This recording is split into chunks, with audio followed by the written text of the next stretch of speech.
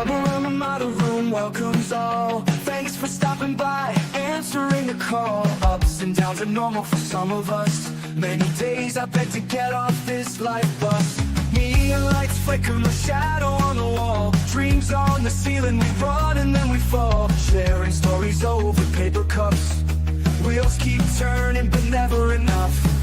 Life's a ride on a rickety old track, holding on tight, never looking back. In the rubber and liner room we confide, laugh, cry, love in this crazy ride. Dusty postcards from the edge of nowhere, heartbeats echo in the electric air. We dance on tables without to wait, cry in the rubber and liner room, we're all high.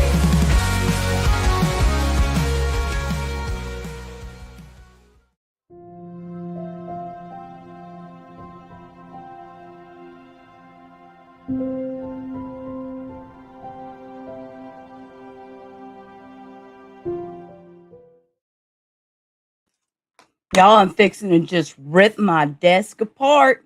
I'm fixing to just tear this desk apart into a million pieces. Welcome in. Welcome in. Yeah, I know. Mommy hit the live button. You know what that means. Lola came running. Lola came running. So welcome back to the duck pond, everybody. Glad you're all here. Won't you grab your seats, get your snacks, and baby, calm down. Get your snacks and all that. Let me know where you're dropping in from today. Today, we're going to go into day 2 of the Commonwealth versus Lindsay Clancy. Excuse me. Trial out of Pennsylvania. I said out of Pennsylvania. Out of Plymouth Superior Court. So, but before we go to look at the stream today, I want to give a massive shout out to the community. We did good yesterday. Yesterday was a whole trial and error thing with me going over postpartum psychosis and everything. And I think it was quite a good stream. So I appreciate you all that hung out with us yesterday and the great chat that we had. It was a very interesting day. So anyways, this case is heavy. It's heartbreaking, but we also need to keep it fact focused. There's no victim blaming. We need to be respectful. No wild drama. We can still be our sassy stuff and self, but we have to stay focused and be respectful. That's how we roll on this channel. We have some sass and we do a little craziness, but we do keep it respectful. Anyways, smash that like button if you're here and you're ready to go, and make sure you're subscribed. Let's see where we stood after day 1.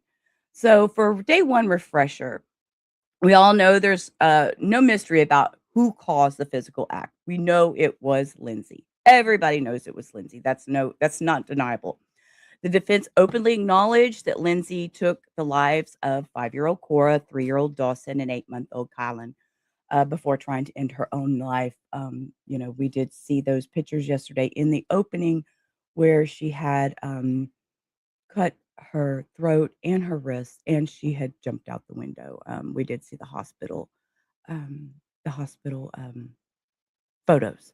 So, what the jury is actually deciding is a massive question regarding mental health accountability. And so, was it a calculated plan, or was it completely out of broken postpartum?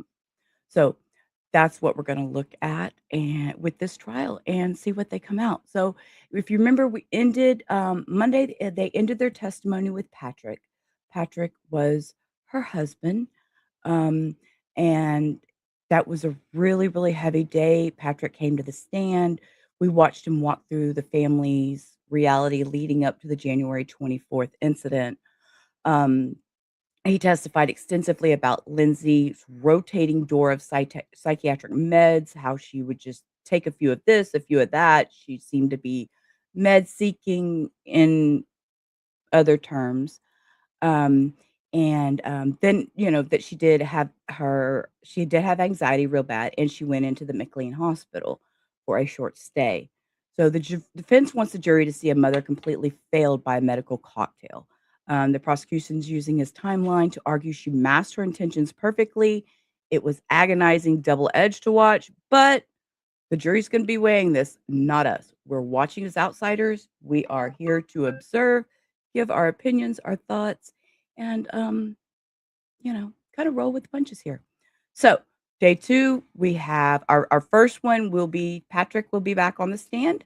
And as y'all know, we do speed trials, so we will not be having to deal with all the breaks. That's why we don't start until noon. We left with Patrick on Friday.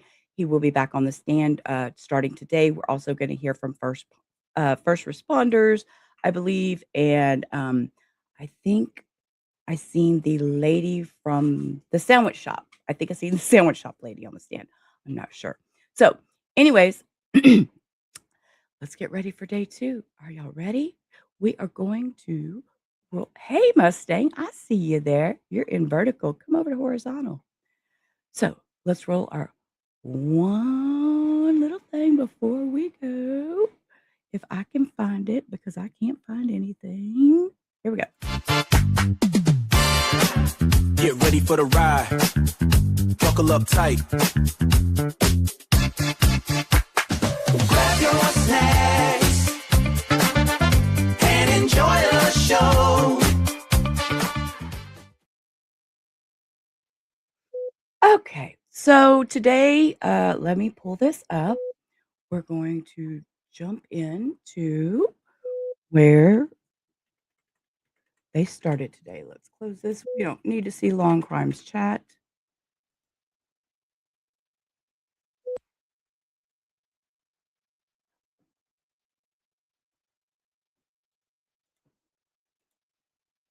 Should have had this pulled up to the exact. Okay, so we're just gonna jump right in and see where they. Oh, thank you, Mustang. I appreciate that. I appreciate that.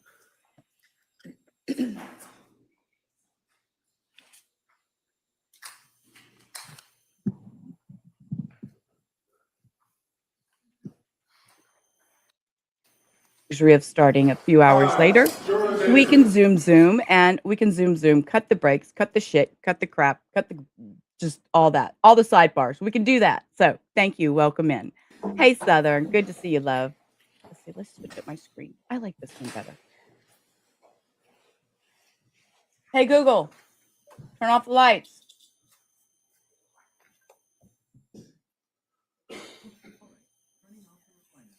Thank you. Sorry, I had to boss my Google around a minute.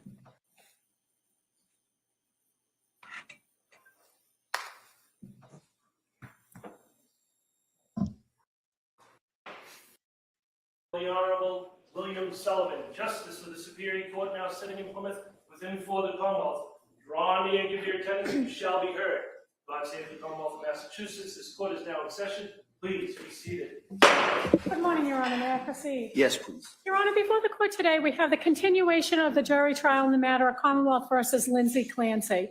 Ms. Clancy is present. She is represented by Attorney Kevin Reddington, and the Commonwealth is represented by Assistant District Attorney Jennifer Sprague and Assistant District Attorney Shannon Buckingham. All right. Thank you, Madam Clerk. Well, good morning, everyone. Nice to see everyone again. So what I want to do is just kind of go through first. I'm going to ask you those couple of questions, make sure that everybody was able to follow my instructions. Then I'm going to go over today's schedule and maybe discuss a little bit about the week's schedule, so you kind of have an idea where we're going with this. So first, let me ask those questions. Excuse me. The first question, has any member of the jury read, seen, or heard anything about this case that would affect your ability to be fair and impartial as a juror in this case? The next question, is there any other serious matter or concern bearing on your service as a juror that anybody needs to bring to my attention at this time? All right, again, thank you for following those instructions. Now, the schedule that we're going to follow today is we're going to continue with the case with the Commonwealth's witness who was on the stand Monday. And then we're going to take today be a little bit, might be broken up a little bit. There may be a couple of breaks that we have to take during the course of that, but we'll try and keep those to a minimum. But we'll take a break at 1 o'clock, and then we'll come back this afternoon, and we'll probably go to sometime between 3 and 4. All right. Hopefully, I think tomorrow will be pretty much the same schedule. Tomorrow's Thursday. And then Friday, we are planning to go on that view. All right. And as a judge, I can control a lot of things. I can't control the weather. All right. And so we've checked. It looks like the weather should be fine in regards to do this, but we'll talk a little bit more about that tomorrow. but that's just in case I forget about that. That's what we're going to do. So on Friday, you may want to make sure you have a jacket with your comfortable shoes, but we'll go into that a little bit more. So that's the schedule that we anticipate for the rest of the week. So on Friday, we do the view, we'll come back, usually generally do that in the morning, and then we'll come back. We'll probably go to, again, probably around 3 or 4 if we can. All right, and then on Friday, I'll discuss with you the next week's schedule and kind of where we are in the timeline of this case. All right, so I'll try and keep you up to date as best I can in regards to the case. But like I said, there may be some unanticipated breaks here and there that we're going to have to take. So with that, we're going to return now to the Commonwealth's case. The Commonwealth had a witness on the stand at that time. I'm going to ask Ms. Sprague if you could recall that witness, please. Thank you, Your Honor. We recall Patrick Clancy.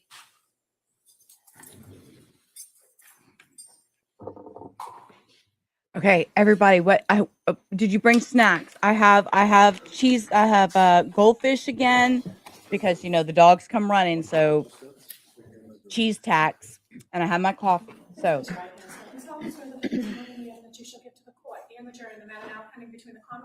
and I've already got dinner cooking on the stove.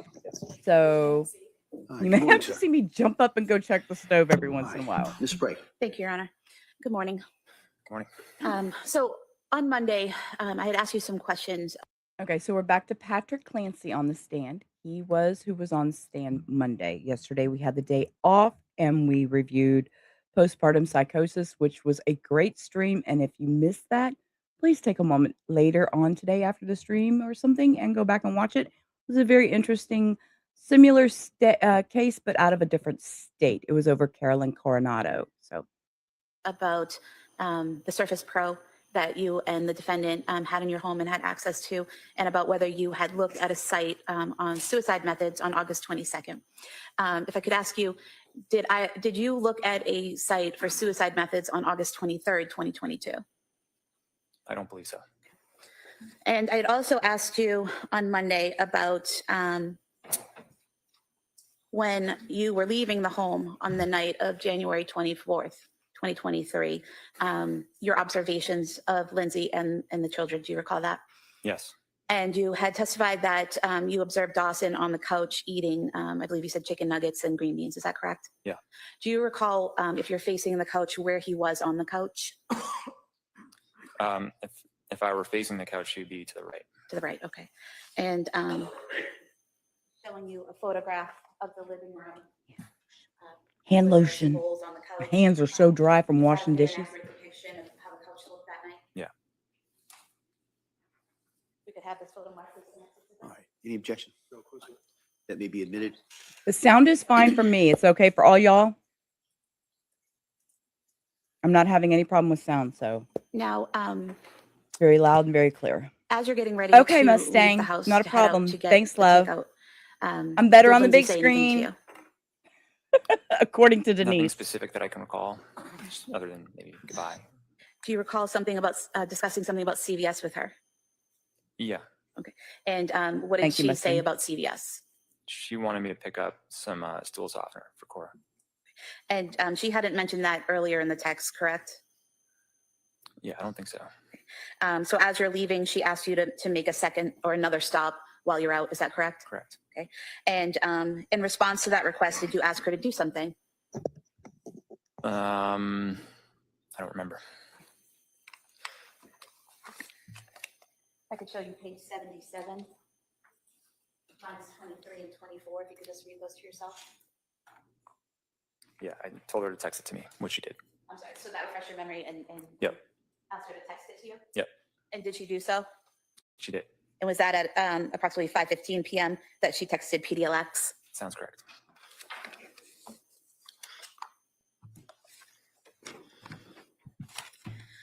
So your two stops then that night were going to be CVS and the 3V restaurant, correct? Yes. Where did you go first? CVS. And do you remember the route that you took to get there? Yeah, I went out our driveway, took a right on Winter Street, and then took a left on the main road and went to CVS. So it's a pretty direct route from your house to CVS? Yeah. Just going to have you look at the screen, if you would, to a map.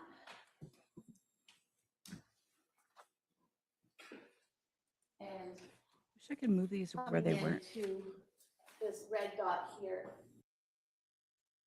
Is that the approximate location of your home at 47 Summer Street? Yeah. And then looking at this pink dot here next to Big Y, is that where the CVS is located? Yes. And that's the CVS you went to that night? Yes. About how long did it take you to get there? 3 minutes. And when you got to CVS, did you go inside? Yes. And what section did you go to in CVS? I think it was pediatrics. If we could pull up the CVS video.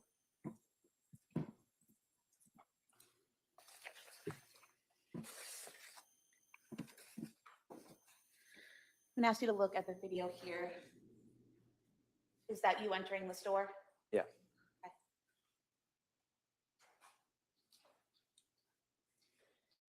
And that section you head to on the right, is that the pediatric medication section? Yeah. Okay.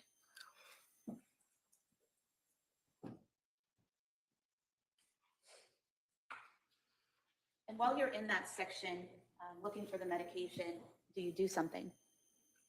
I called Lindsay And why did you call Lindsay? because what we were looking for wasn't there. The shelves were pretty empty. It was still during COVID. It was just, I'm sorry, what? It was during COVID, so Okay, so, and was that call at about approximately 5:33 p.m.? Yeah. Okay. And then, did she answer the call? yes. She answered when you called her? Actually, I think she didn't at first. She called back. Okay. And did you receive a call back from her about a minute later at 5:34 p.m.? Yeah, that's correct. Okay. And can you describe that phone call for us? It was very brief. I just said, I think there's a generic brand, and I said, is this one okay? And she said, yeah, that's fine.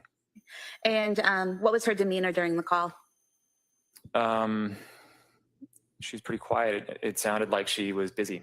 I remember hanging up thinking she's probably in the middle of giving baths or something like that. So it sounded to you like she was in the middle of something? Yeah. Were you able to understand her when she spoke to you? Yeah. And did she seem to understand what you were saying? Yes. And she didn't seem to have any trouble recalling why you were at CVS or what you were looking for? That's correct.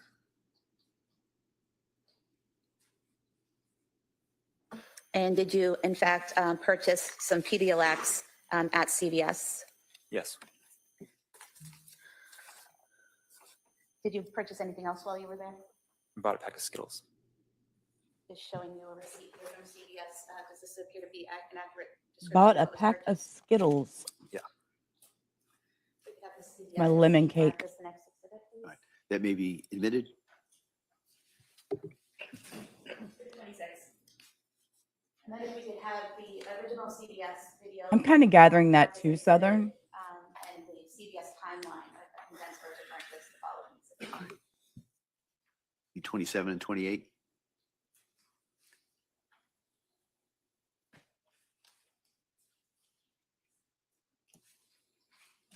We have the original mark is 27.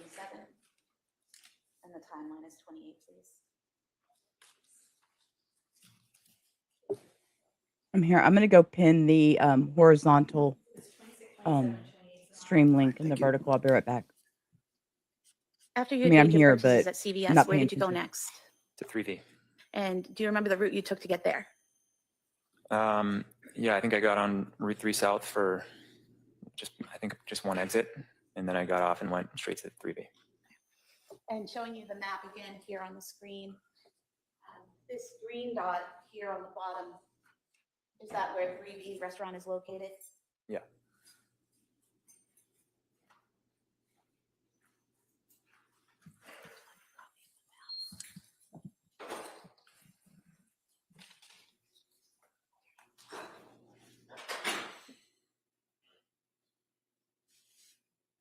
Your Honor, I need to submit a copy, a digital copy of the map.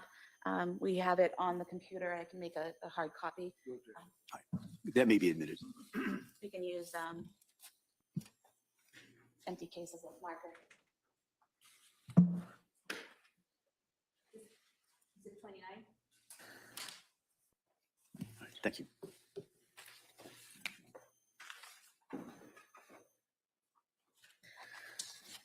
We could pull up the 3V video, please.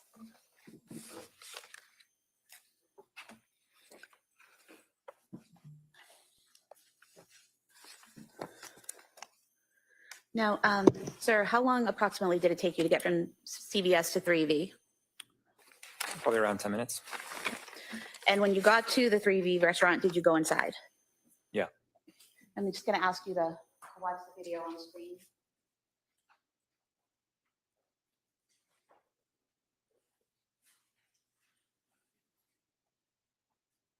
At 5:54, 15 p.m. Is that you coming in behind that Okay. other couple there? Yeah. All right, message pinned and horizontal. And I'm sorry, message in And what are you vertical doing is at that point pinned when you're looking at to the come to bags? horizontal. I think I was looking for the bag with my name on it.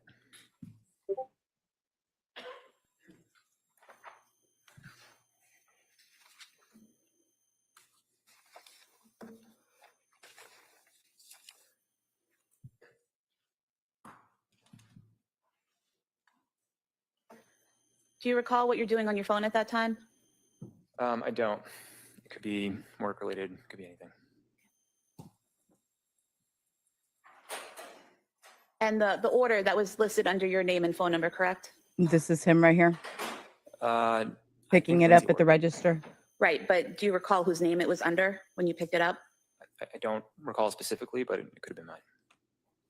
Show you a receipt here from 3V Restaurant for Mediterranean Powerball and scallop and pork belly risotto. You could just look at the name and the number on the receipt. Yeah, that's my name and my number. So that's your phone number? Yeah. Okay. So although the defendant called in the order, your name and phone number were given and were given accurately, is that correct? Correct. If we could have the 3V video marked as the next exhibit. That may be admitted.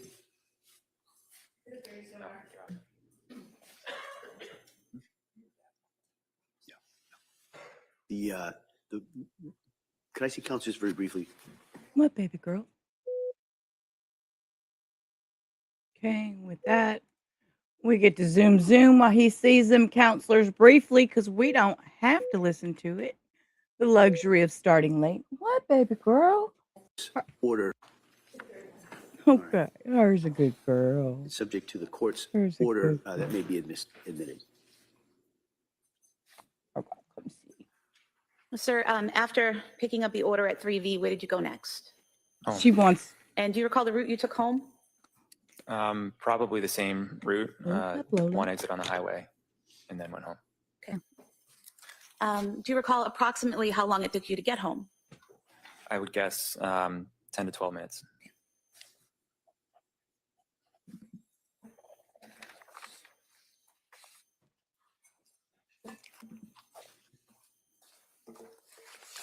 When you arrived home, where did you park?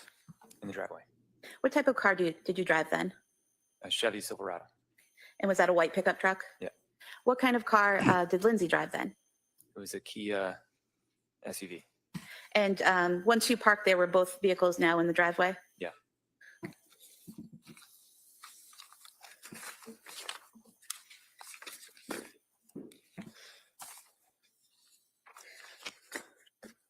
I'm going to show you a series of photographs of the exterior of your home. You could just look through them and tell me if they accurately reflect how your home looked on January 24th, 2023. I'm curious as to how we're going to do this field trip Friday. I'm very interested. I'm very interested in finding out how we're doing a field trip Friday. Makes me want to jump up. Field trip, field trip, field trip.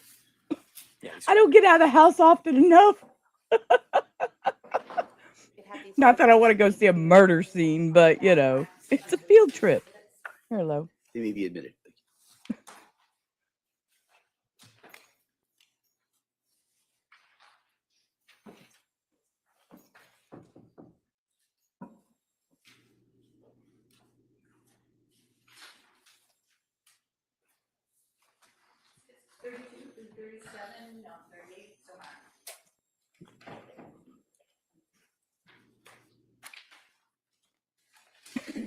Sir, Southern. showing you what's been marked as Exhibit 32. Is this the front of your house with the main door?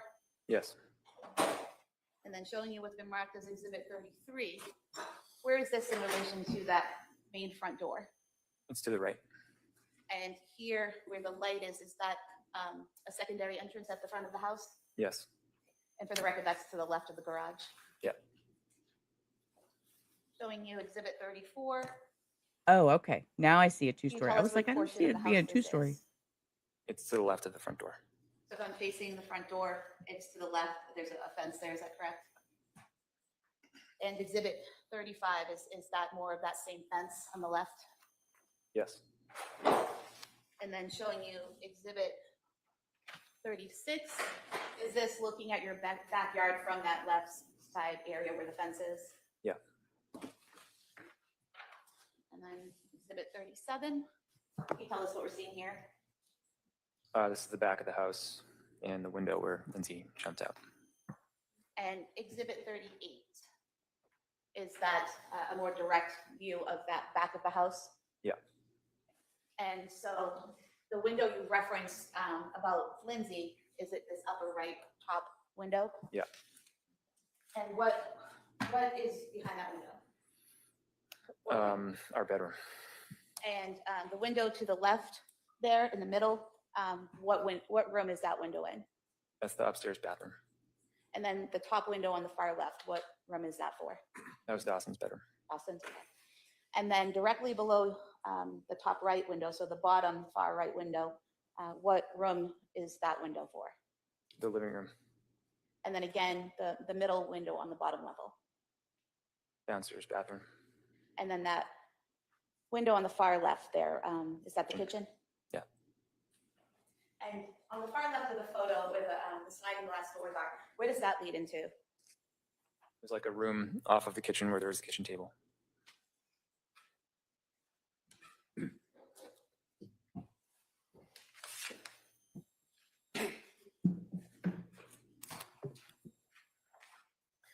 When you got home and you parked your truck, how did you get into the home? I went in through that side door.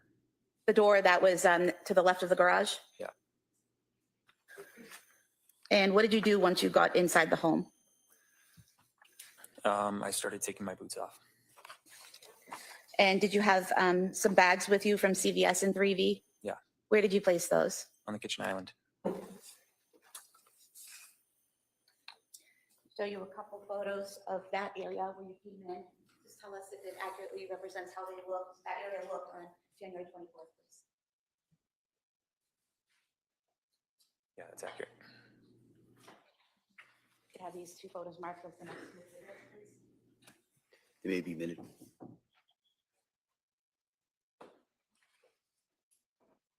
Exhibits 39 and 40. So we're showing you what's been marked as Exhibit 39. Can you tell us where the sliding glass doors are in this photograph? They're to the left of the kitchen table. So we have here the kitchen table, and kind of in the center of the photograph, is that correct? Yeah. And so these are the sliding glass doors? Yeah.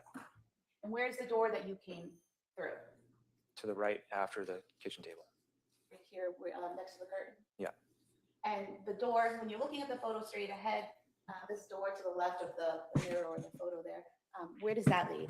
The garage. And then showing you Exhibit 40. Okay. We're going to pause real quick. I'm going to give a trigger warning. Let's see if I can get to my keyboard. I got too much junk here. Hold up.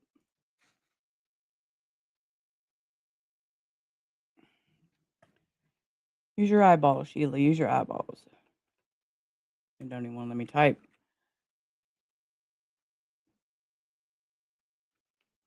Okay. It'll pop up in just a second. We're all adults here, so y'all know the drill. Trigger warning. Is that where you place the bags on the island in the kitchen? I don't know what we're going to see.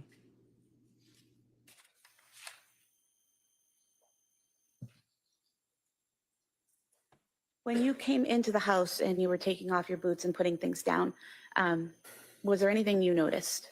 Yeah, the house is really quiet. Is that unusual? Yeah. And when you realized it was really quiet, what did you do?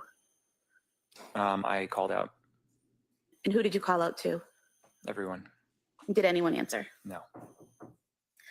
After you called out and no one answered, what did you do next? I think I don't know the order, but I called down in the basement and no one answered. And then I called Lindsay to see if she was home because I looked out and I couldn't see her car, but it's because it was dark and her car's black. Okay, so when you say you called down to the basement, when you approached the basement door, do you remember if it was open or shut? It was shut. So did you open it and yell down? Yeah, And there was no response? correct.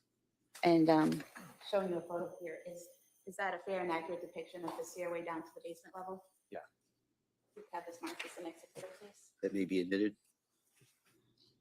Do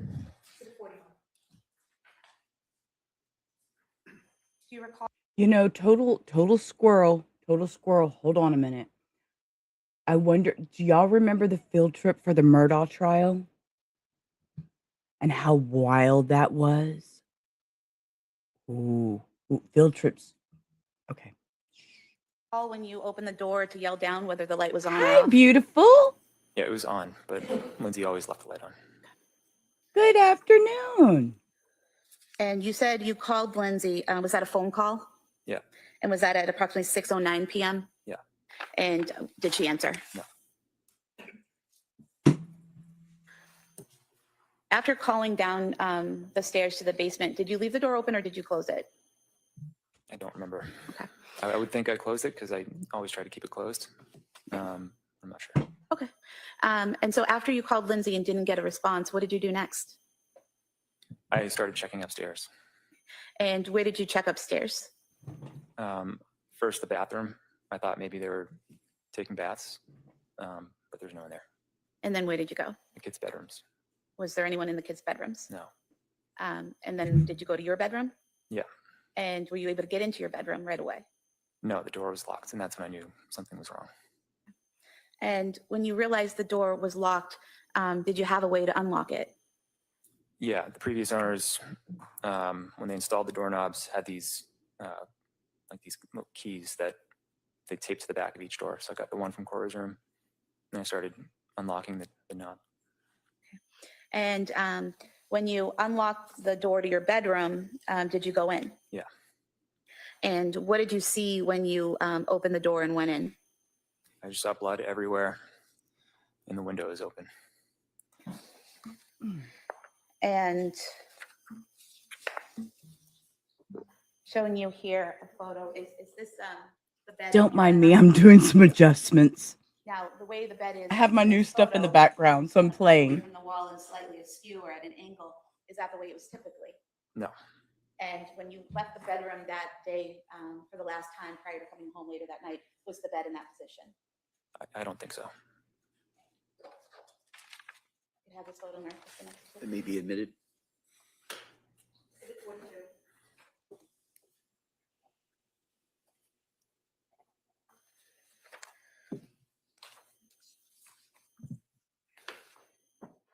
And you said you saw the window, is that correct? Yeah. Was it open? Yeah, there was wind blowing in. Showing you a photo here. Is that a fair and accurate depiction of how the window looked? Yeah. Mark this the next exhibit, please. That may be admitted. Thank you, Cindy. I'm just trying to do something a little different. Did you walk into the room and over to the window? No. How far into the room did you get? Probably 1 or 2 steps, and then I immediately turned around and went outside. You know, And this has the- to be the blood that traumatizing for this you man to saw, talk where about was that this. located in the room? It was everywhere. It was, it looked like it was sprayed almost with like a hose. And there was a huge puddle in the middle of the room, and it was sprayed all over pretty much every surface. I remember it was on the doorknob. Okay. Showing you 3 photos. Do you recognize what's depicted there? And is that a fair and accurate depiction of how the room looked on January 24th, 2023?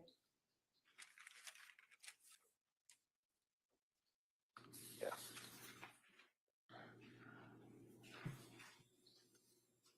We could have these three photos marked as the next three exhibits. They may be admitted.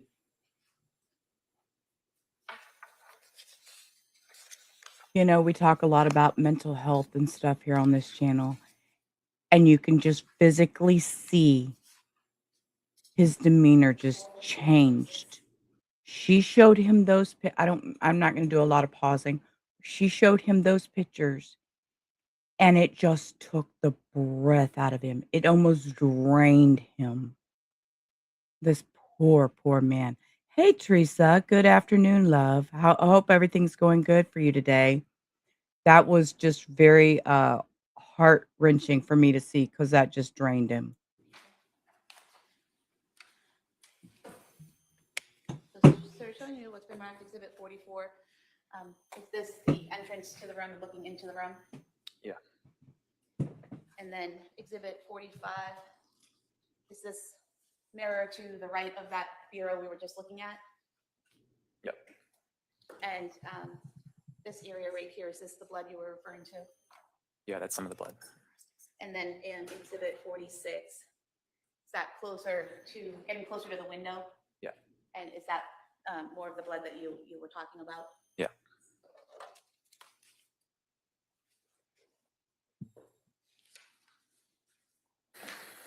Going back to exhibit 42.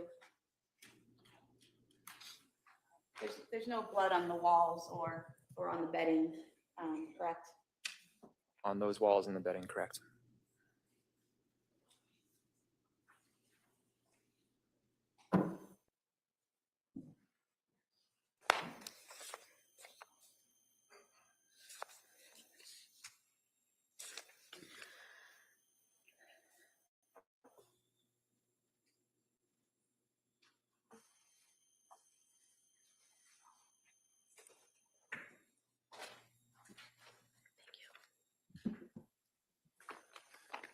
Sir, were you aware that the defendant's phone was found on the bed in the bedroom that night? Yeah.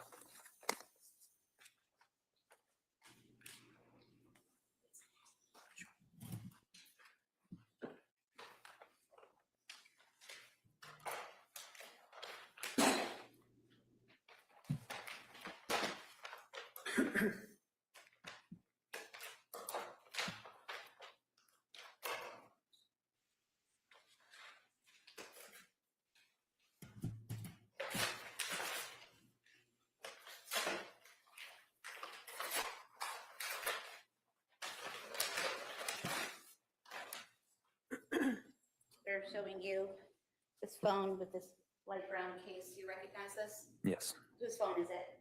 that was Lindsay's phone.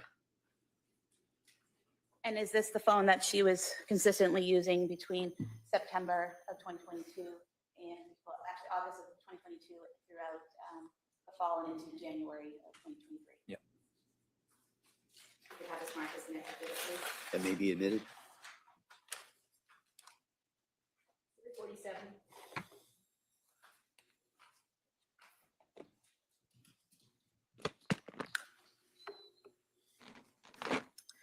Sir, after making those observations in the bedroom, what did you do next?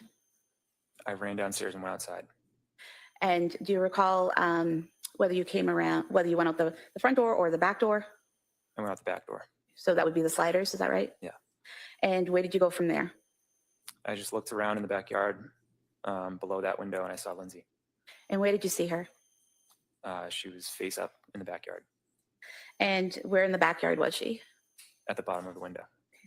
And so looking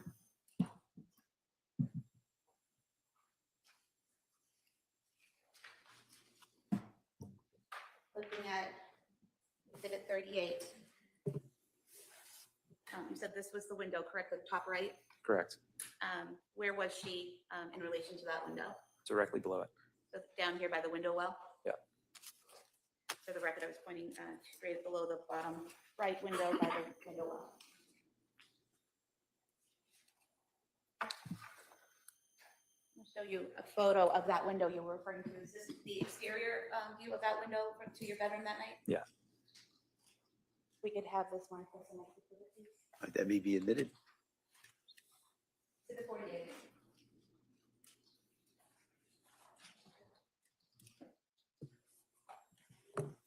showing you Exhibit 48. So the window's open, correct? Yes. And the screen for the window is up, correct? Yeah. At any point in time that night or afterwards, did you notice that the screen was cut or broken in any way? I didn't notice that, no.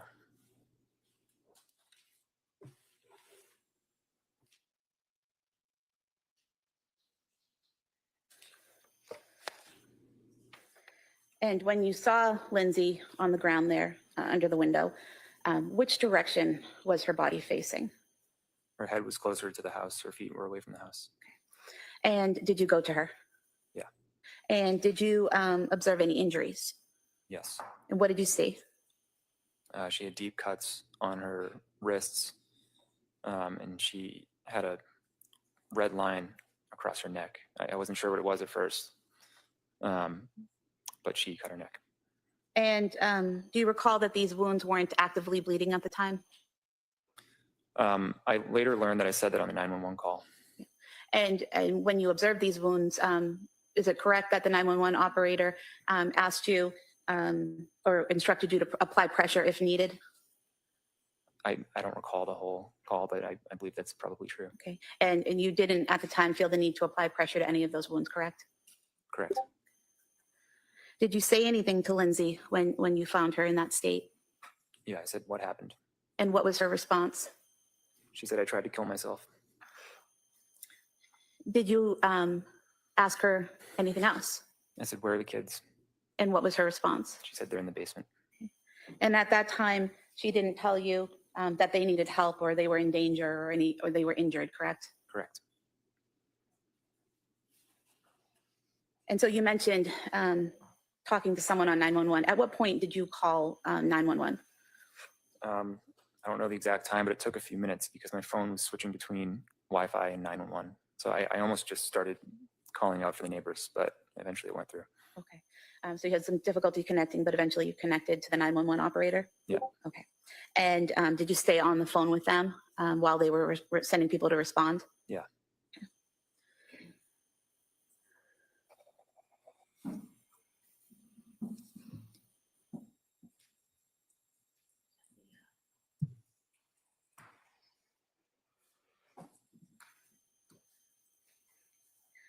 While you're on the phone with 911, are they asking you questions and you're responding with information about her condition?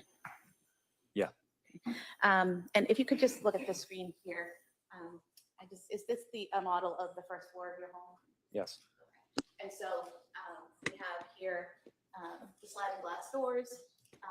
Where would the basement door be in this model? Directly below the stairs.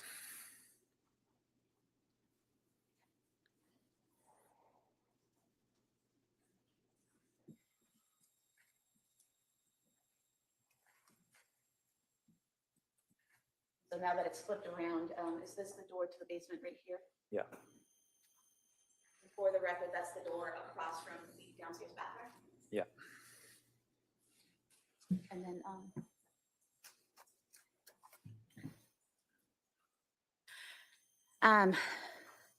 how long approximately, and I know you weren't looking at your watch or anything like that, but can you estimate for us how long it took for first responders to arrive? 4 or 5 minutes. Okay.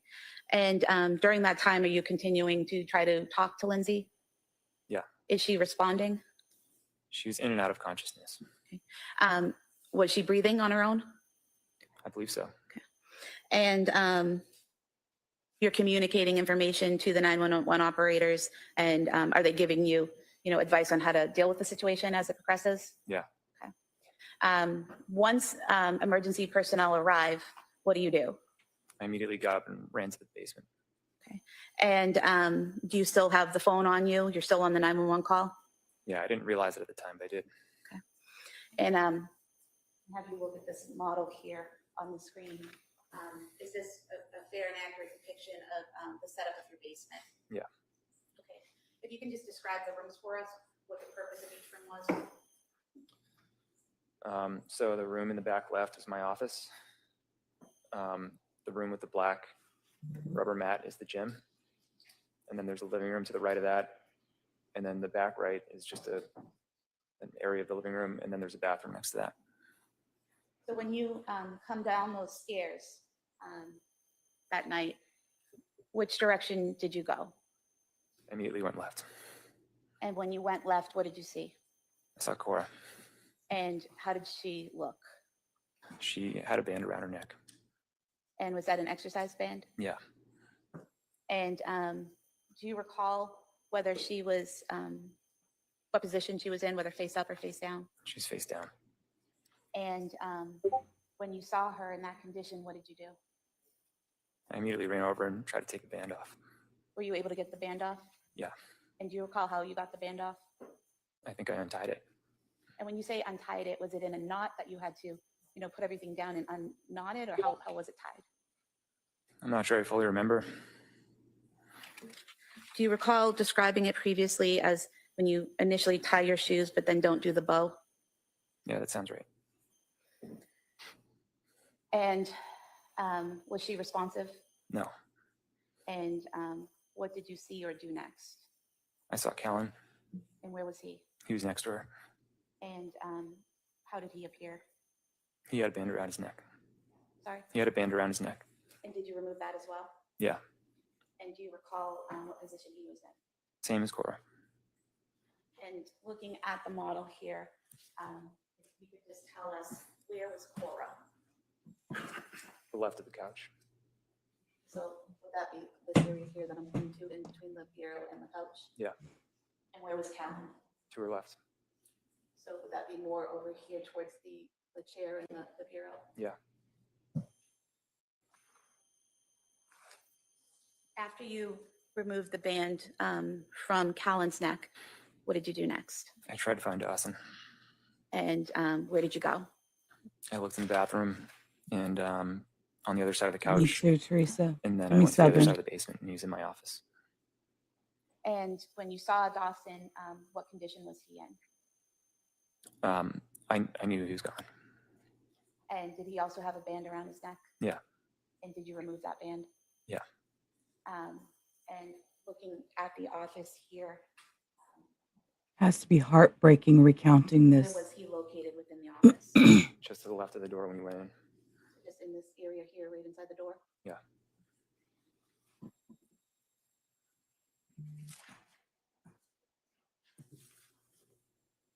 If we may approach briefly. Yeah, please. Okay. Zoom, zoom.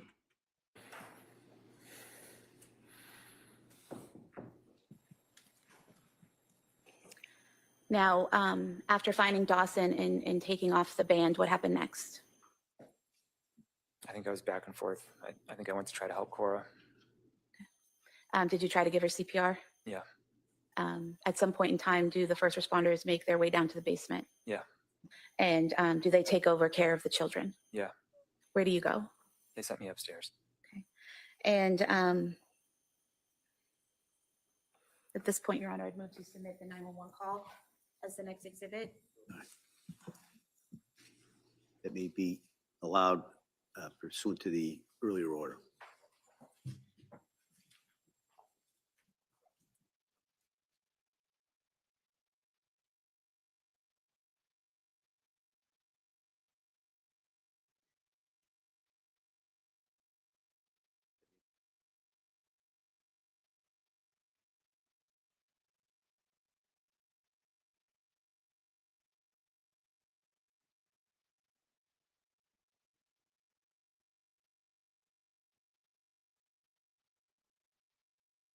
Cora, Dawson, and Callan removed from the home and taken to a hospital. Yeah. Was that Beth Israel Deaconess in Plymouth? Yeah. Did you also go to that location? Yeah. And at the hospital, were you able to see your children? Yeah. And was Callan then transported to Children's Hospital? Yeah.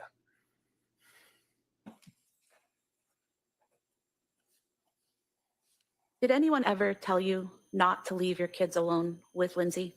No. In January of 2023, did Lindsay ever tell you that she wanted to harm your children? No. Did she ever tell you she was going to kill your children? No. Did you receive a few days after this happened, did you receive a phone call from the defendant while she was at Brigham and Women's Hospital? I think it was like a week or so after, yeah. And what did the defendant say at that time about what had happened with the children? She didn't talk about our kids. She talked about what she went through. And what did she say about what she went through? She said she heard a man's voice telling her that if she didn't do it now, she would lose her chance or something like that. And did she also tell you that she had had a moment of psychosis? I don't recall.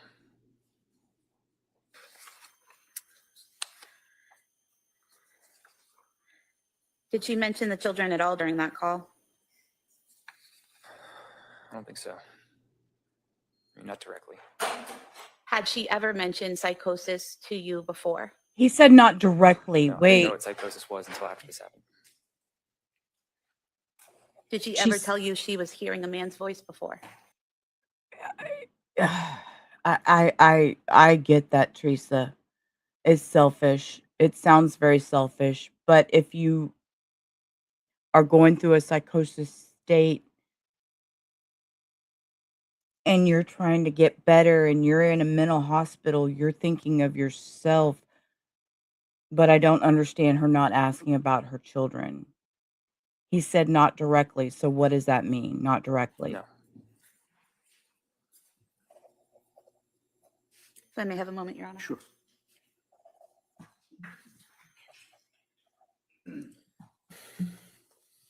I mean, she may have said, we don't know what she said. It could I have have no been, further questions for this witness. it could have I just been, have I exhibits. know what I Counsel, can you just did, briefly but this sidebar? is why, da da da da da. I heard voices. Was having this feeling, that feeling, blah, blah, blah.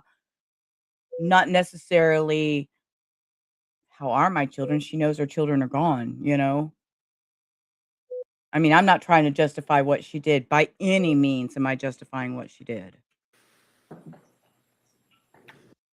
Thank you, sir. This is horrible. Horrible, absolutely horrible. But postpartum psychosis is a real thing. And I don't know what the answer is other than providing more help All right. Come and on. making it Your Honor, at more, this point, I would move to making it more, having more awareness available for it. So that's just my thing. submit some evidence first.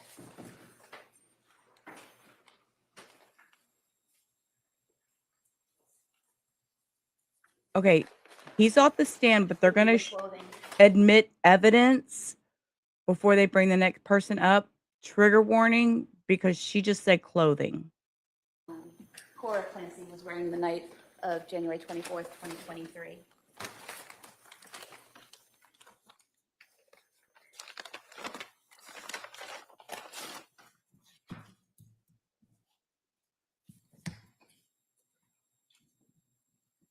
First, the pajama pants.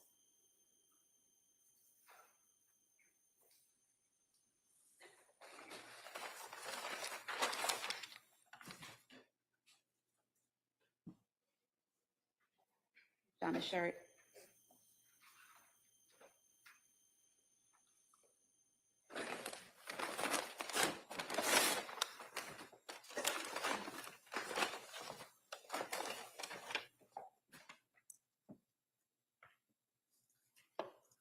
And then the pink robe.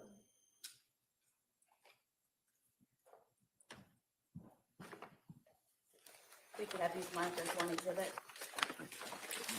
They may be admitted.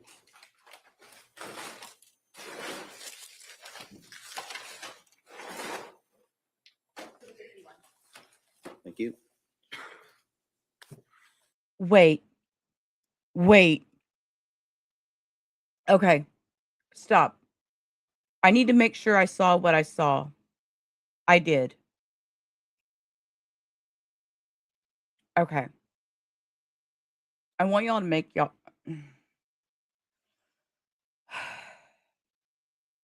Because I was around for the Andrea Yates trial, I was very aware of that trial. George Parnham Do you notice her lawyer is sitting here? She is holding her lawyer's hand during this. This is a lot for her, too. She knows what she did. She knows this is her fault. This is a George Parnham move.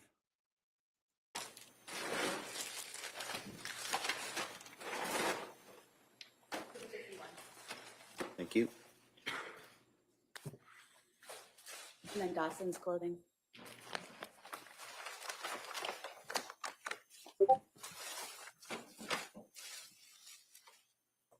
That was a good Yeah, question. Dinosaur underwear for record. And a gray t-shirt or shirt, long sleeve shirt.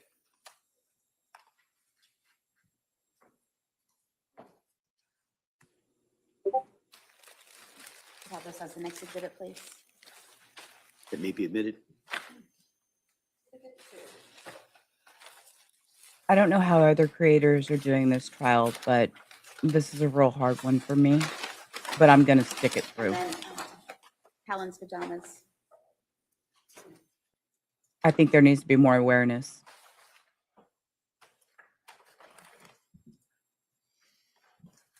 As the next exhibit, please. That may be admitted.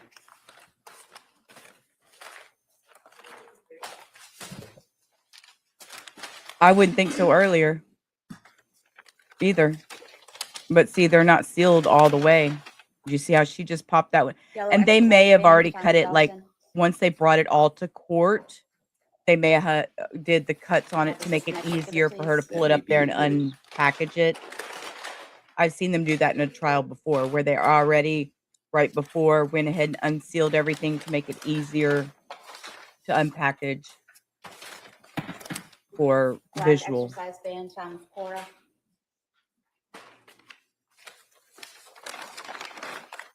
Yeah, this is the next exhibit, please. That may,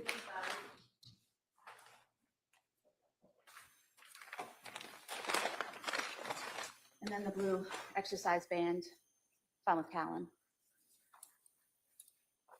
You could have this as the next exhibit, please. that may be admitted.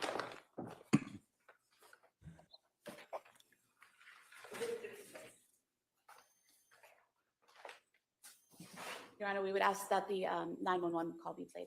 All right. Oh, Members of the jury, okay. We're fixing to listen to the 911 call. This was something debated about whether it was going to come in or not. So it's in. I just kind of wanted to give you, sometimes in a trial, evidence that is introduced that produces in jurors an emotional response. For example, it's understandable to feel sympathy and empathy when you hear or see certain evidence.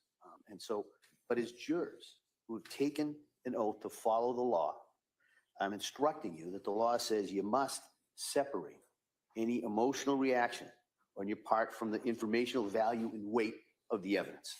You must not be influenced in any way by the unpleasant nature of some of the evidence, including testimony, including exhibits. And so you must find the facts, in this case, based only on the evidence. And so you can't find facts or base your decision on sympathy, anger, passion, or prejudice, or pity for or against either side. Rather, your verdict must be based solely on the evidence that is introduced in this case, in my instructions and any other limiting instructions. And I'll go into that, but I just kind of wanted to remind you of that as we go through this. All right, at this point, we're going to play the exhibit, which is, I believe, the 911 call. Is that correct? Yes, Your Honor. All right. I want to remind everyone that there is a order entered by the court regarding this matter. It's not to be recorded. It's not to be broadcast, and it's not to be reproduced in any way, subject to any sanctions that would go along with the violation of that court order. So I just want to remind everybody that order applies to the media and applies to the public. So they're going to I mute. just kind of wanted to remind everybody in regards to that. So with that, Commonwealth,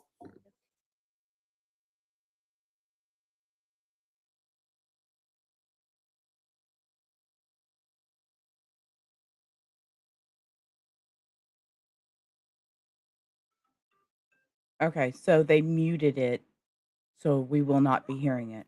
Okay. I don't know if I like that or not, but I respect it. Yeah, that's a different. I know there was a big motion ahead of court in some of the preliminary hearings. But look, she can't even hardly breathe.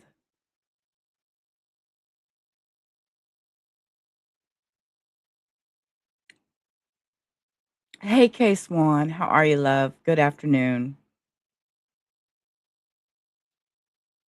Thanks for hanging in the duck pond. The judge doesn't trust us.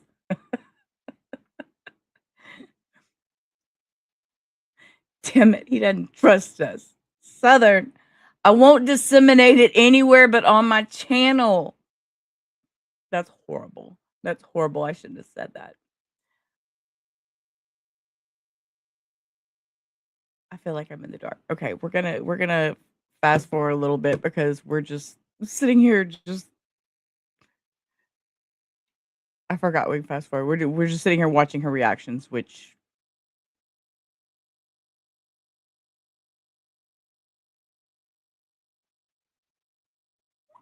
oh no,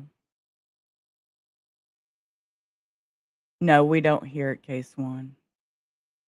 You already been out there searching today, girl. Look, she's so emotional.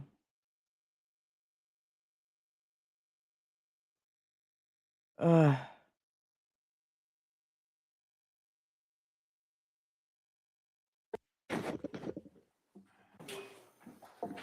Jurors, close your notebooks, place them on the chairs. Okay, they dismissed after that. Follow me, please. They took a break, which was probably for the better.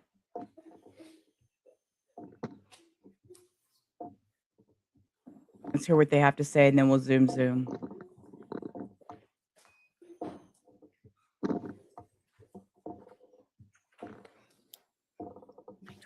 Cindy.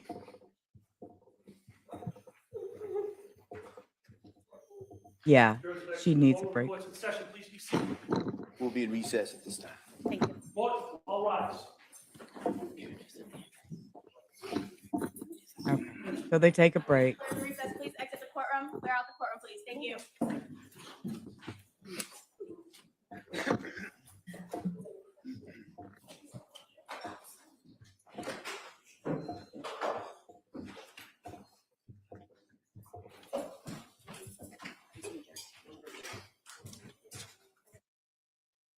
Your Honor, for the purpose of the record, we return back to the trial of Commonwealth versus Lindsay Clancy. All parties are present, including the Okay. defendant and the 18 jurors. Zoom through that. To the juries, thank you for your patience with us. With that, Commonwealth, we would call your next witness, please. Thank you, Your Honor. Commonwealth calls Angela Kraus. Angela Kraus.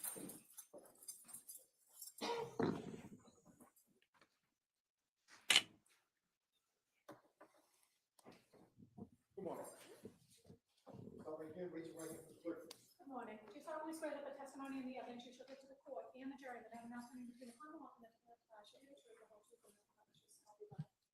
Thank you. Why don't you step right here, please? Hey, good morning. Good morning, how are I'm you? going to ask you to keep your voice up and speak into that microphone, please. Okay, All right, thank you. Come on. Thank you, Your Honor. Good morning. good morning. Could you please state and spell your name for the record? It's Angela Kraus. It's ANGELA KRAUSE, And your date of birth, please. 5/1977, Where do you work? CVS Pharmacy, And at which location? Kingston, And do you know the address of that location? 189 Summer Street. And how long have you worked there? 4 years at that location, And what is your role there? general manager How long have you been the general manager? for CVS, For CVS, yes. 9 years. And so the entire time you've worked at that location, those 4 years, you've been the general manager at the Kingston store? Yes, ma'am. I want to direct your attention to Tuesday, January 24th, 2023. Were you working that day? Yes, ma'am. And what shift were you working? Closing, Which is what hours? say roughly 3 to 11. So that would be 3 p.m. to 11 p.m.? Yes, ma'am. And I want to direct your attention further to 4:48 p.m. Did you receive a phone call while you were working? Yes, ma'am. And was that on the CVS line? Yes. And do you know that number? No, And where were you when you received that call? I was in the office And what were you doing? Preparing to do cash for the night. And what does that entail? Closing out the registers. And the call that you received, was that from a male or a female? Female. And what, if anything, did she say? She was inquiring if I carried a product in stock. And what product was that? It was like a constipation medicine. Was it Miralax? Yes. And did she specifically ask for something to do with children's Miralax? Well, I asked for clarification because depending on if she wanted children's or adults, it would be in a different part of the store. And when you asked for clarification, was she able to provide clarification? Yes. She And what- said it was for children's. And what was your response? It's located in 2 different places in the store. And did you give her any specific brand names or anything like that? I just said that we carried Pedialax, and that was 13 and 20. And approximately how long was this conversation? A few minutes. During that conversation, did you have any difficulty understanding the woman? No, ma'am. Did she appear to have any difficulty understanding you or the questions that you were asking her? No, ma'am. And did her voice, did it seem slurred or impaired in any way? Not at all. It's a very normal interaction. I was just going to ask, was there anything out of the ordinary about the conversation? No. Later that evening, did the police come to the store? Yes. And did they request that you pull some surveillance footage for them? Yes. And did you do that? Yes. And if I could just have Exhibit 28, the footage up for a moment.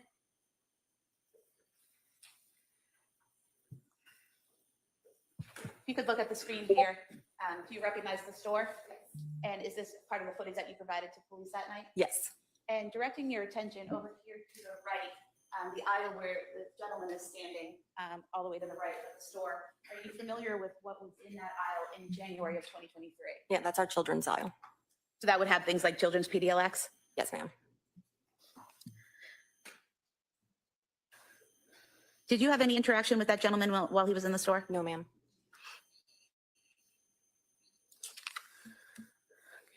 And did the police also ask you to provide a copy of a receipt for that gentleman's transaction? Yes, ma'am.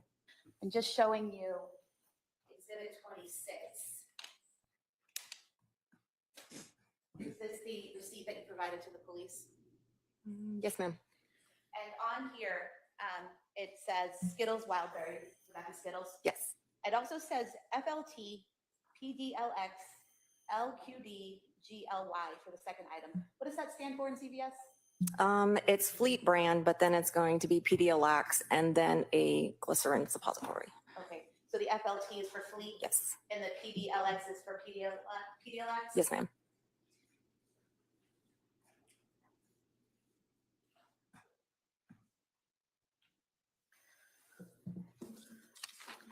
I have nothing further for the witness. Thank you.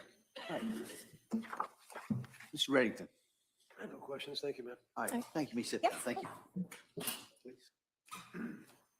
We're almost caught up because they barely saw anybody, and then they went Your Honor, the Commonwealth would call 2-hour Supervisor lunch, Lee. so we're almost caught up. See, with our delay, look how fast. See, and we didn't have to watch all those breaks. I didn't have to fill in the blanks with fluffer stuff. We just zoom through it. It's the best. I prefer it that way. I see no reason to sit here and try to find things when this is the concentration, is this trial, and That doesn't make a difference to me. Good morning, ma'am. You stop right here, raise your right hand for the clerk, please. Please raise your right hand. Do you solemnly swear that the testimony and the evidence you shall give to the court and the jury, no matter what coming between the Commonwealth and the defense trial, shall be the truth, the whole truth, and nothing but the truth, so help you God? Yes. Thank Wait, you. please.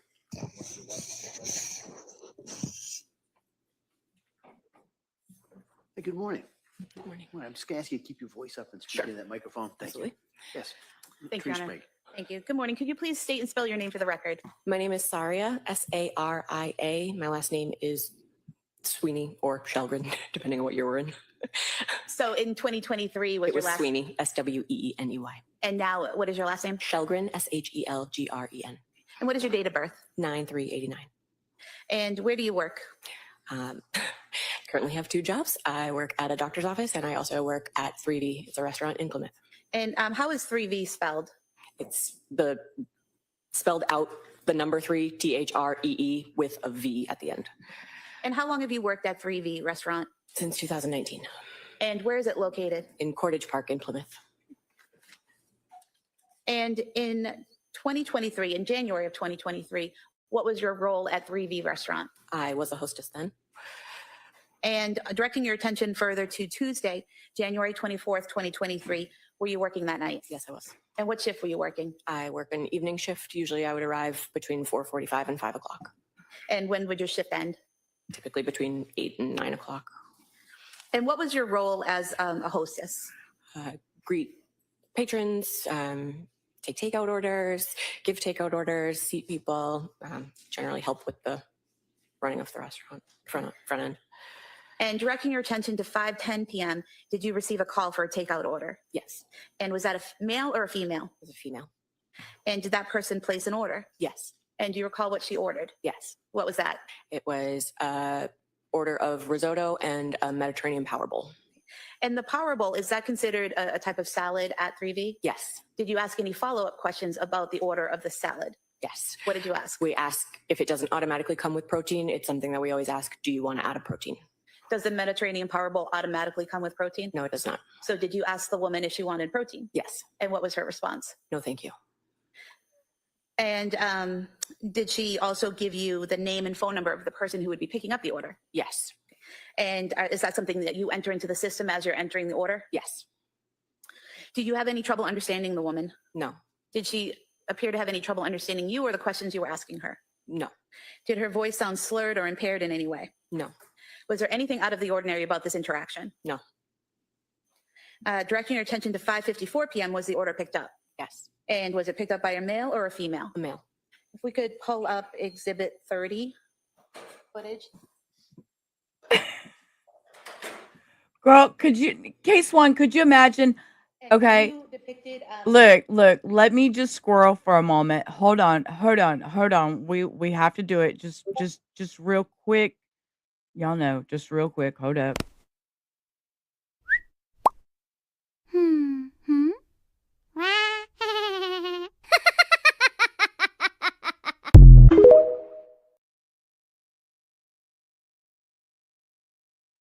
Okay. Can you imagine? You are a hostess at a restaurant.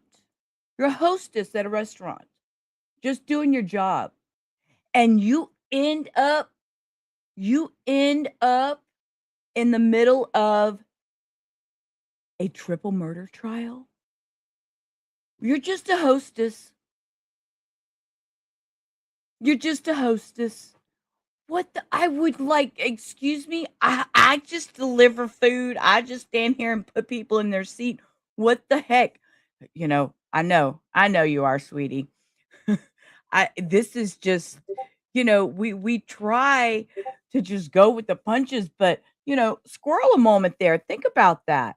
You're just at your daily job, and now here you're being called in as a witness. This woman has no want to be on that stand. You can see her demeanor is like, hurry up and get me out. Part-time, no less, right? Right? Just a second job on the side. And girl, don't Yes. involve me in your I'm drama. standing behind the host stand. Don't involve me in your drama. Stand or the host stand is in the outer left-hand corner. Yep, right it's here. that black stand that has a wooden frame around the top. So am I pointing to the right area? Yes. In the upper left corner. Yes. You could play that for a moment.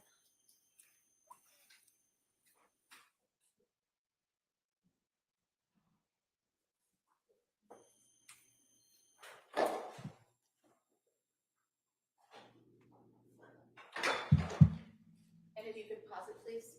So we're at 5:54:19 p.m. You see the individual who picked up the order. Yes. And which individual is that? The man in the dark jacket that entered last. And is he the person behind the couple at the host stand? Yes.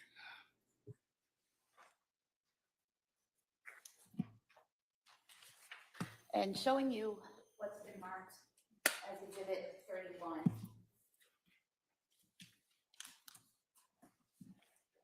you recognize this? Yes. And what do you recognize it to be? That is one of our printouts that comes with orders. We attach those to the bags for takeout and have a copy for ourselves as well. And displaying it. Okay. Here. Here in the line where it says Patrick and then a phone number, is that where you would enter in what the person calling gives you for the information of the person picking up the order? Yes.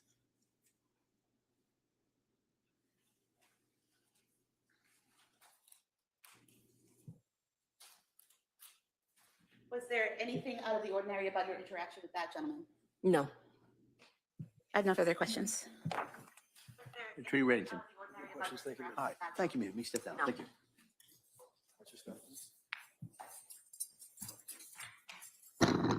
All right, counsel, can I see you at this time? Thanks again.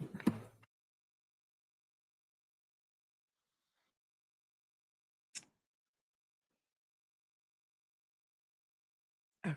Sorry, trying to fix something on my phone. Okay.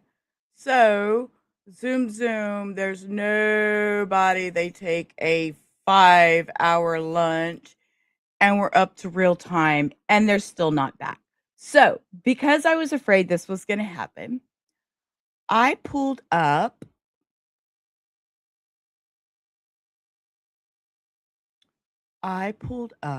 we're going to watch this for a moment instead.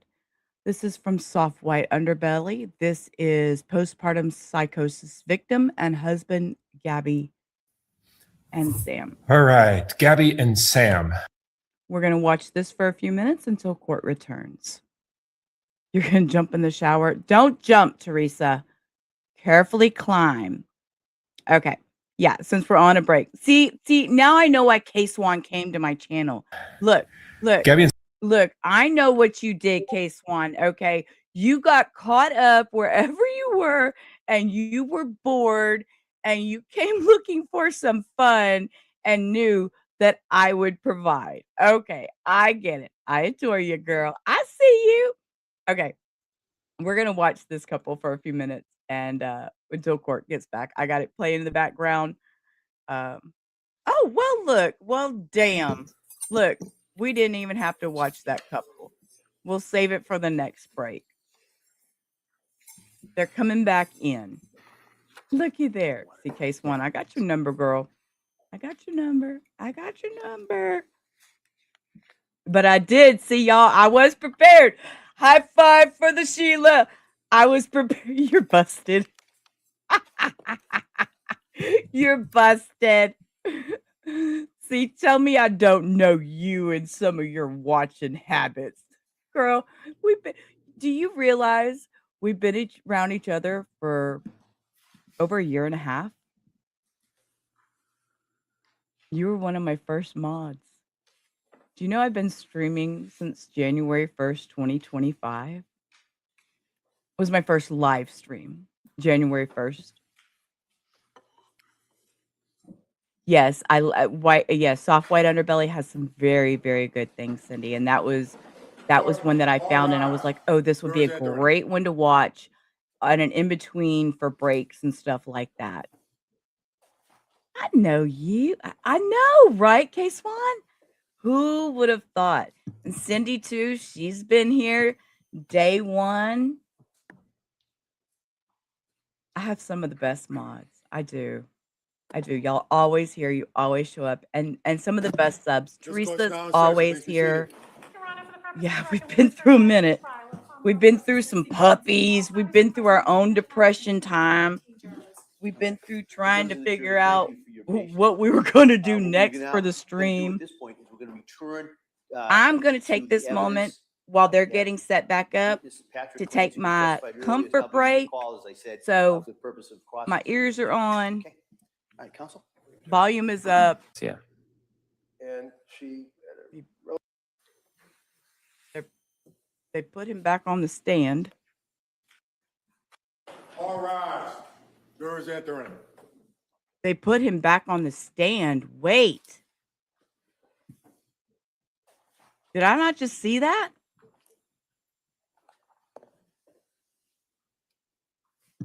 And I need to go do my comfort break.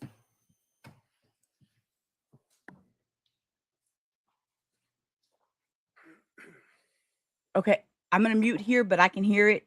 I'm going to turn my thing up. I'm going to be back. This court's now in session. Please be seated. Your Honor, for the purpose of the record, we return back to the trial of Commonwealth versus Lindsay Clancy. All parties are present, including the defendant and including the 18 jurors. All right. Well, members of the jury, thank you for your patience with us. What we're now going to do at this point is we're going to return to the evidence. We have witness Patrick Clancy, who testified earlier, is now being recalled, as I said, for the purpose of cross-examination. Okay. Okay, Counsel? it's his cross. Okay, I'm running very quickly, and I promise to wash my hands. I'll be right back. Afternoon, Mr. Clancy. You and I have certainly met before, correct? Correct. Would you agree with me that I went with you and your brothers, maybe some other people, into your home very shortly after the state police finished with searching and removing what they felt was evidence from the home? Yes. And you recall that went into different rooms and looked at different things, and I think I took some photographs and things of that nature. You remember that? Yeah.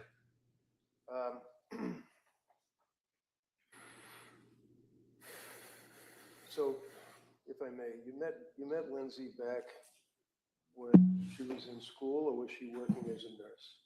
She was at the MGH Institute.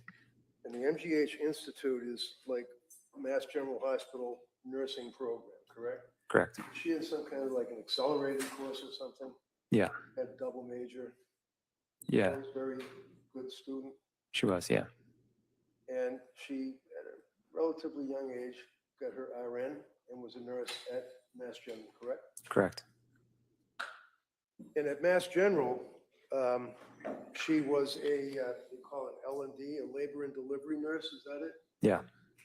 Do you remember how many years she worked in Mass General? I think she started in 2014. Do you remember when she graduated from nursing school? 6 months earlier. And were you guys in a relationship then? Or We were, yeah. and had you started living together in Southie, or was that before that? Not in Southie. We didn't live together in Southie. We lived together in Quincy. Quincy. Tell us a little bit about, you know, Lindsay, obviously, better than most. How did she like being a nurse? She loved it. I think it was her dream. Would you say that she enjoyed her work and helping people? Definitely, yeah. So there's been some commentary here from the government about that she was anxious because she had to go back to work, or she didn't want to go to work, she's lazy, or whatever the case may be. Objection. This is sustained. If you could rephrase that. All right, so I'll strike lazy then. That she didn't want to go back to work, but I believe you said in answer to the DA, there was a reason that you could see that she was anxious about going back to work, correct? Correct. Now, was she anxious about going back to work, to your knowledge, because she just didn't want to work? No. What was the reason? She struggled to be away from our kids at a young age. So when you guys ultimately moved to Duxbury, did you have children then? Yeah. And as the years went by, you obviously had more children. Ultimately, you got 3 children, correct? Yeah. Yes. You told us about her birth with Cora, and Yeah. Cora, it was a bit of a rough birth. I didn't know I was muted. I was over here talking. Yeah, she didn't have time to get an epidural, and she bled a lot. Do you, in the years that you lived with Lindsay as boyfriend and girlfriend, fiancés, and then ultimately husband and wife, do you recognize her handwriting? I haven't seen it in a long time, but so I'm not sure. Okay.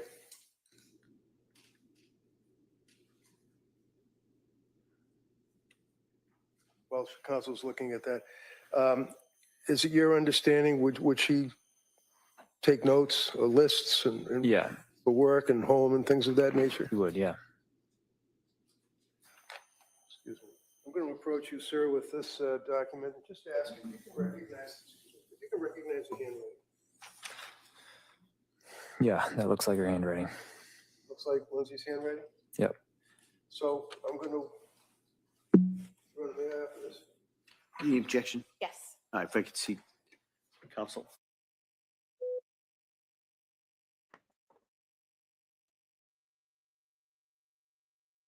Oh, we're caught up. I can't do that. Oh.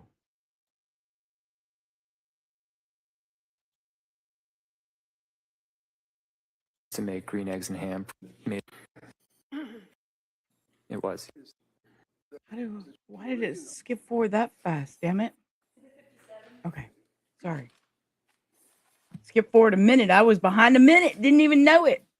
Cindy wants, I know. I have it coming. I actually have a voodoo duck that she bought me. Yeah.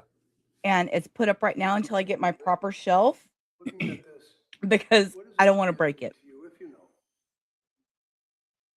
Does there appear to be notes of deliveries that she was involved with? Yeah. You see the first one, what's the date? It's hard to hear. He needs to get in front of the microphone because we can't hear him. But he's reading off the deliveries. This is Lindsay's handwriting. You can read it, I can't. It says May 11th, 2015.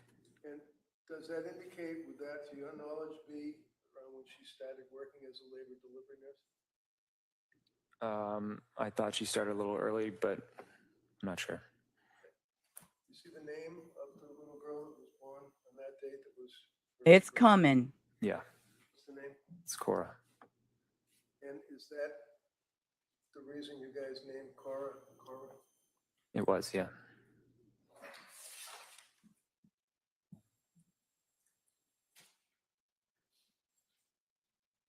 Can you tell the jurors,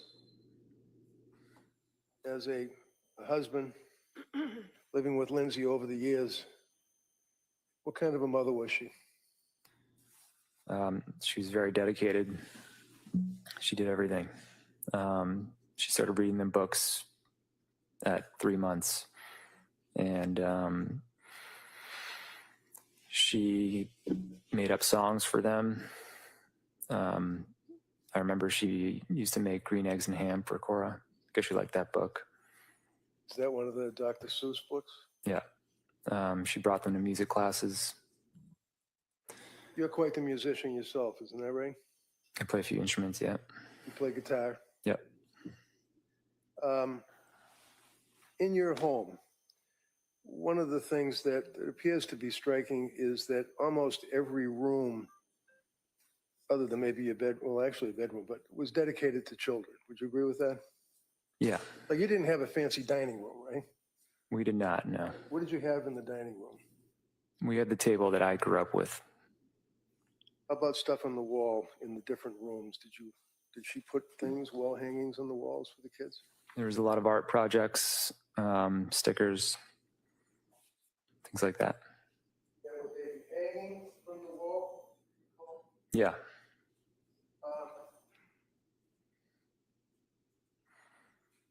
One of the photographs that the government had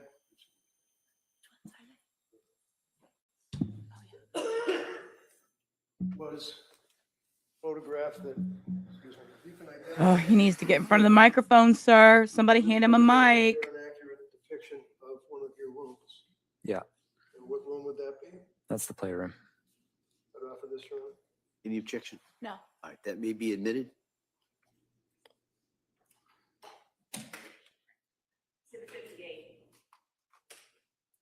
Thank you. If I may put exhibit 58 up so the jurors and his owner can see it. There's some kind of like, it looks as though it's boxed out window. So are we standing in the kitchen looking into that room through that boxed out window? Yeah. And all those objects, obviously, they're in that room with kids' toys and things of that nature, right? Right. Do you recognize this photograph as being just a sample or sampling of the kids' rooms? Yeah. You know which room that was? I think it was Dawson's. Okay, right off of this. Any objection? No. All right, that may be admitted. All right, thank you.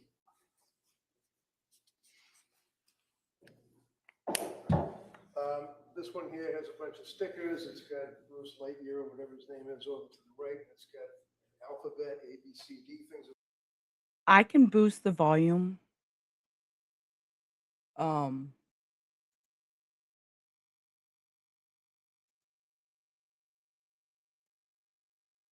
Just watch your ears for just a second.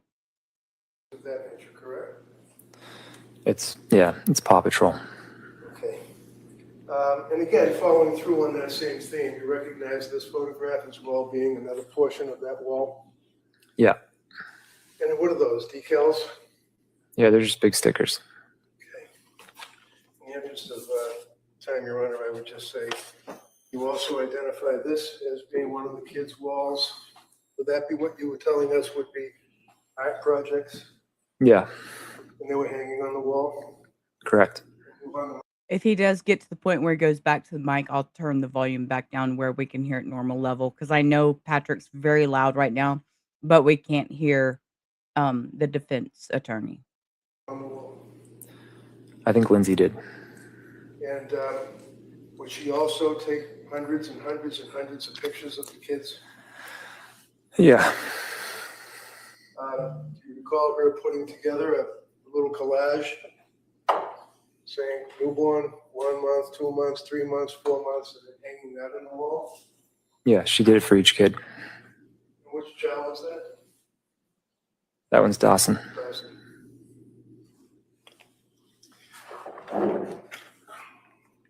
Did you have occasion to see her interact with Dawson as a... Greg, did you wish to introduce those photographs? Ooh, see, that judge was loud. See, this man's not next to his microphone. 60 and 61. Okay, thank you. Can you describe for the jurors her relationship with Dawson? I know he's a little kid, but I mean, did she, to your observation, did she love Dawson? She loved Dawson very much. Did she resent him? No.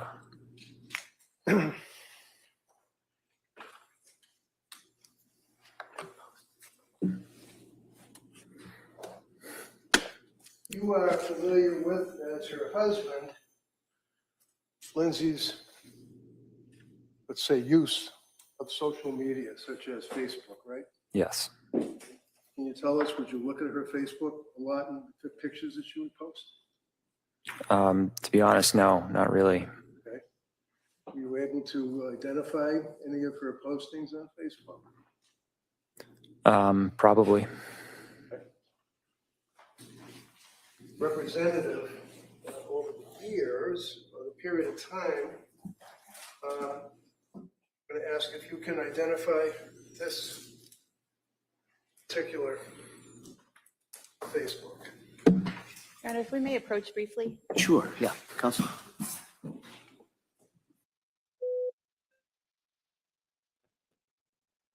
Yeah, Mr. Reddington he seems old, but he has a very good heart, he seems.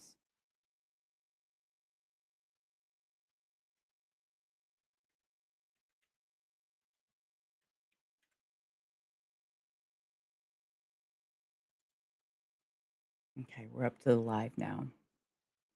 Yeah, I like Reddington. I seeing him over there holding her hand and stuff, it really made me flash back to the Andrea Yates. Sorry, I'm over here. Y'all know I multitask when I stream. I'm over here trying to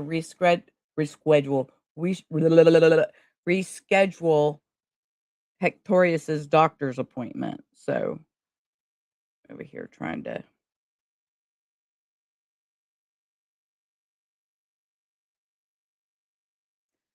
take care of that in the meantime. I run a whole household here. Got mom her lunch. She got a grilled cheese, a pan dulce, and a couple pieces of bacon and her orange juice. So she's all set up. She's good to go. So I figured that would give me time, a few hours. You know what? Let me play a song while it's playing, because they're doing a thing. I'm going to go grab me a fresh coffee, but I'm going to play a little music in the background while we wait.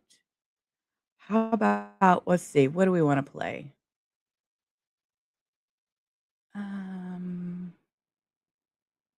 How about let's go old school and touch grass?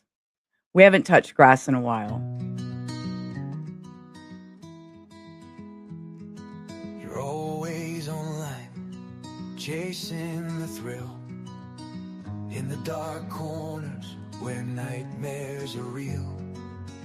I'm going to refill my coffee. Y'all listen to music for a minute. Stories unfold, innocence lost, and the secrets they hold. Reach And we could thank Hio for this song. leave the screen, step outside. Reach out and touch grass. Feel the earth, feel alive.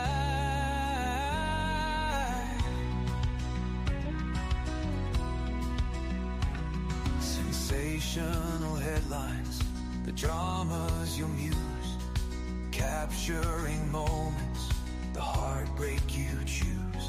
Behind every story, a life to reclaim. Remember the human, not just the name. Reach out and touch grass. Leave the screen, step outside. Reach out and touch grass. Feel the earth, feel alive.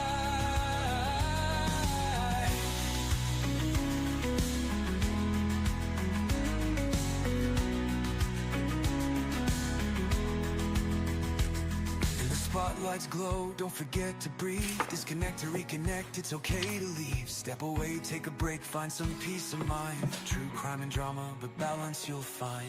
Reach out and touch grass. Leave the screen, step outside. Reach out and touch grass. Feel the earth, feel alive.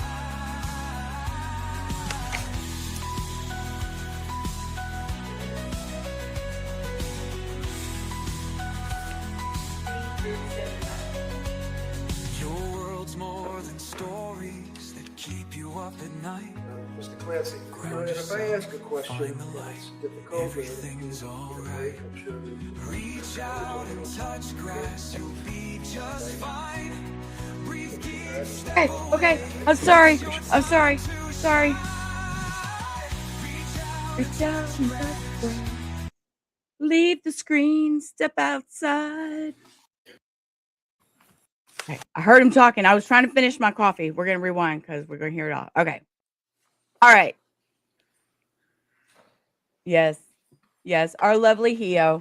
She is the one that put that song together for us. I hope she's well today. I'm sure she'll catch it on the replay. Maybe she'll pop in later and say hi.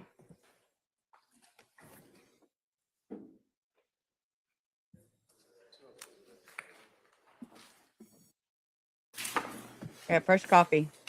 Look at that. Full cup. Let's do this.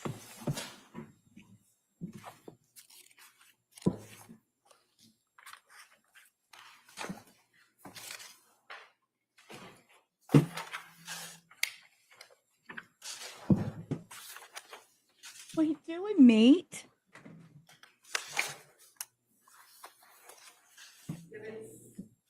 Mommy's making a mess over here.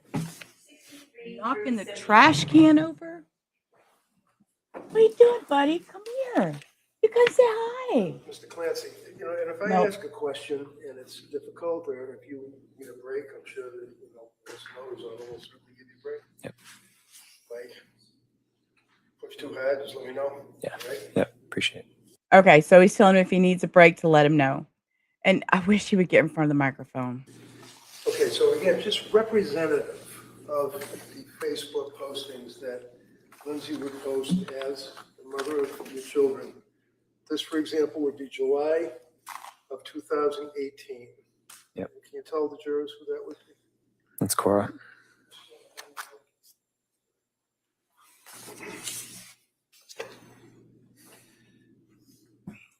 Moving forward, say June of 2021. Can you tell us who that? That's Cora and Dawson. Okay.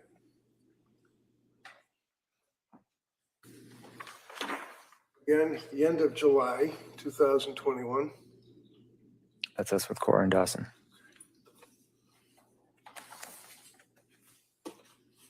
August 2021. Dawson. Okay. End of August 2021. It's Cora and Dawson. August, again, of 21. It's Cora and Dawson. Beautiful children.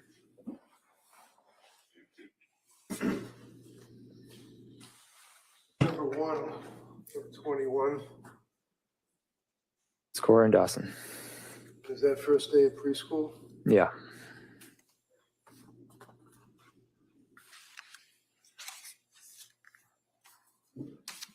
September of 21. That's Lindsay and Cora. And was that some kind of like a family fun day, if you recall, where there was like lots of things for kids to get in? Yeah.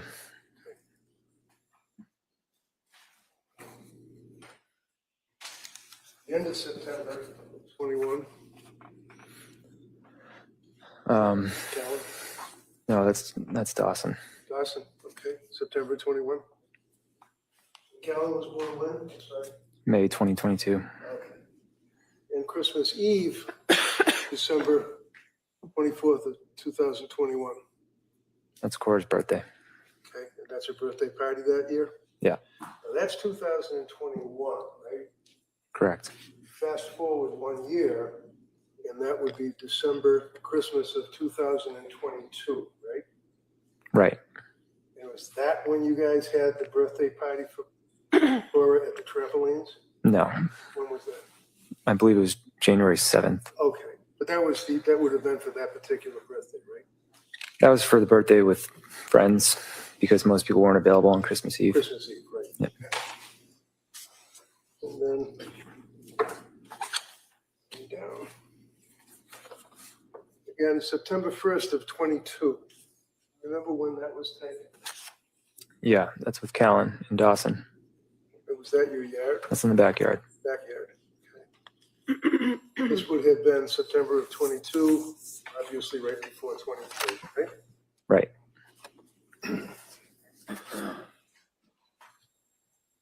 And again, for this one here, July of 22, can you tell the jurors, you guys had a pretty good summer that year? It was a good summer. Yeah, that was on Cape Cod. This picture was on Cape Cod. Yeah.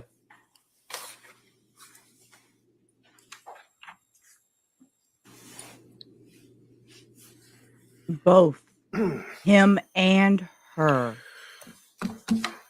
Couple of points that I wanted to raise, sir, with you. Oh, well, there you go. Get back in front of that microphone. We have an email sent from your, is it Surface Pro? Is that what it's called? That was my laptop. Laptop? Yeah.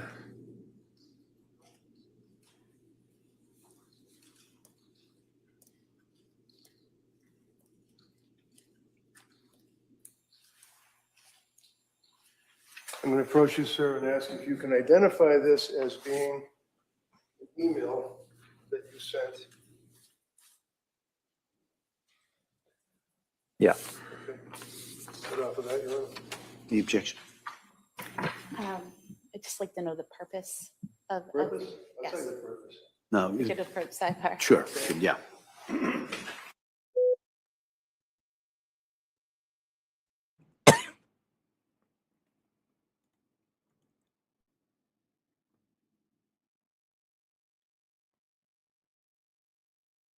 Admitted.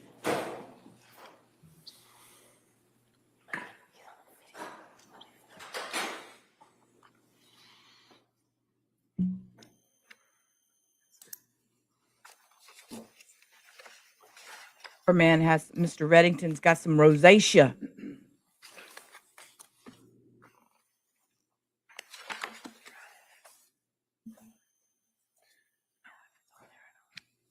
Well, while we're waiting for the copy, let me just move on to something else.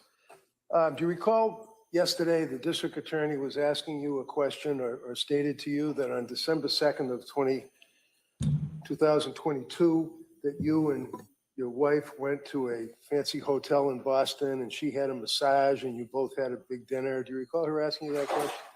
Yeah. And in fact, would you agree, sir, that you did not, in fact, go to a fancy hotel on December 2nd of 22, being a Saturday night before your anniversary, the 3rd? You stayed at home, didn't you? We did. We stayed at home. And when you were asked that question by the DA, she wanted the inference to be that Lindsay Clancy in December of 22 was so relaxed that she wanted to have a massage and have a big dinner in a hotel. In fact, she was in her bed, in her bedroom that night. wasn't she? Objection. Sustain, if you could rephrase that. Ask us a I'm question. approaching you with what appears to be Don't be aggressive, sir. You're not going to help. from Yeah, they're making a copy of it, so it's going to come in. They're making a copy of it before it can be one of the admitted. So photographs that the district attorney had showed you yesterday with her in a mask. I'm waiting, Cindy. And I believe the Dawson in the mask. Right? And then.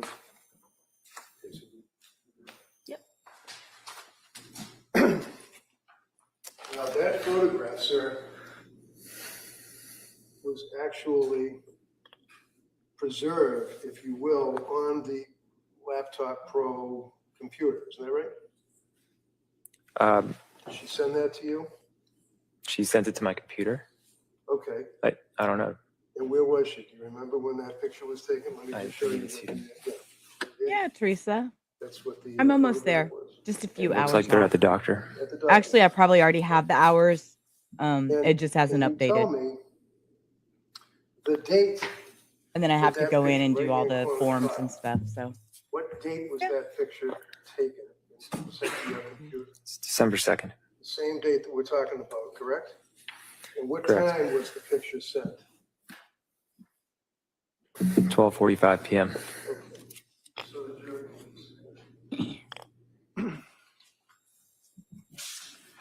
So when you're dealing with these things on the computers,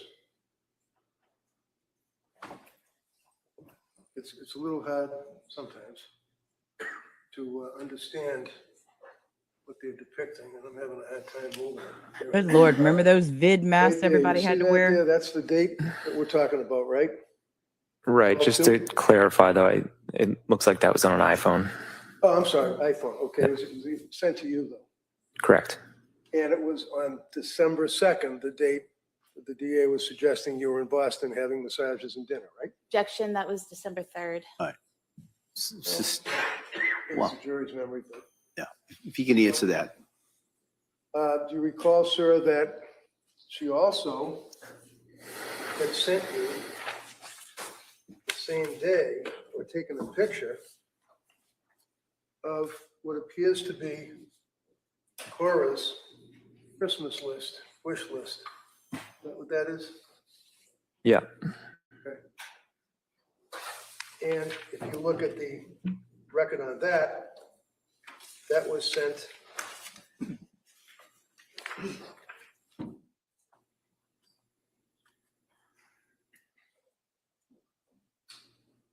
if you can read that, It's December 2nd at 6:13 p.m. 6:13 p.m. And then finally, if you look at the metadata that is apparently buried in the photograph, it gives latitude and longitude of where the photograph was taken. Is that right? You're familiar with metadata, I would imagine. No way I can't do this.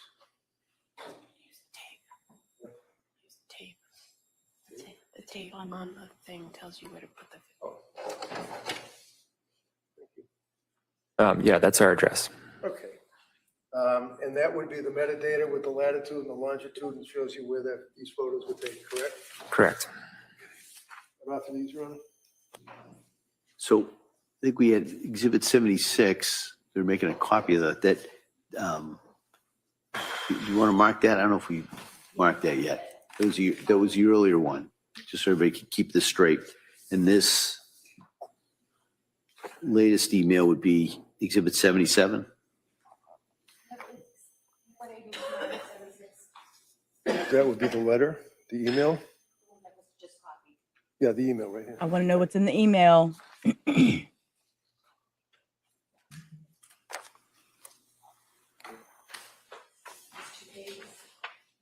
Yes. 76 and 77. Okay. Thank you. Now, sir, Exhibit 76 is an email from you to, and we will, going to delete the people that are on the email, if I may, Your Honor, as we mark it as an exhibit. Let me approach you.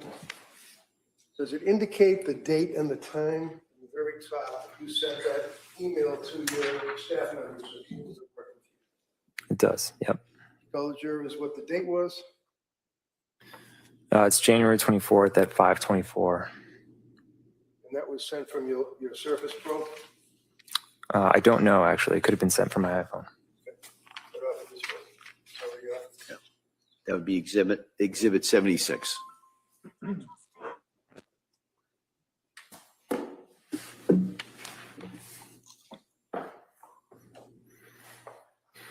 Now, when was Callan born? May 26, 2022. My memory serves that it was a good birth. It was not easy birth, but I mean, there were no complications. There were no complications. And were both of you very happy with Callan being Yeah. born healthy? And Yeah, we felt very lucky. and then in that summer of 22, you had one of the best summers that you've had, right? Yeah. What happened in September, October of 2022? Lindsay's mental health started to deteriorate. And when you say that, sir, what is it that you, as your husband, observed? Just increased stress and anxiety. And did she, as a result of that, go to see or reach out for help to see someone? Yes. And who was that? I believe it was Jennifer Tufts. Now, Jennifer Tufts is a psychiatrist. Yeah. And where is she located? I never went to her office. Somewhere on the South Shore. Do you remember when Lindsay went to see Jennifer Tufts? I don't remember the exact date. I think it was sometime in September. Oh, I wasn't really involved at the beginning of Jennifer Tufts. Of course. Do you recall that the difficulties or the trouble, so to speak, began towards the end of September into October of 22? Yeah, it was pretty gradual. Okay. But do you remember when the DA asked you yesterday whether or not you used your computer to Google suicide in, I think it was August of 22? Do you remember her asking you that question? Yes. And do you remember your response? No, honestly. You didn't Google that, did you? I don't think I did, no. No. But I'm going to show you, sir, a web history of your computer. Have in mind that the question was asked of you as to whether or not in August of 22, you Googled suicide. You responded no, right? Correct. The inference being, I guess, that back in August of 22, she would have Googled it. Apparently, right? Sure. You know a guy named Tim Hall? I think you mean Tom Hall. Yeah, Tom Hall. I apologize. Who's Tom Hall? He's a musical artist. He's a what artist? Like a country artist. Country. Is he like a guitar playing guy or singer? Yeah, was. When you say was, what happened to him? He committed suicide. And I'm going to show you, sir, your Surface Pro records back in August of 22. You recall Googling the name Tom Hall so you could access one of his new albums or new records. I do remember briefly listening to Tom Hall's music. Okay. Now you've never seen you haven't seen this document before, correct? Correct. All right, and this would be, I'm sure you're probably familiar with it. When you get a phone dump or a computer records dump, you get a printout of all of the sites that somebody would go on, Google, Wikipedia, things like that. Right. If you can look to the right. Yep. Down a little bit, you see, I think it says Tom Hall. Yeah. What does it say on Tom Hall? It says his Wikipedia page. Yep. You see here.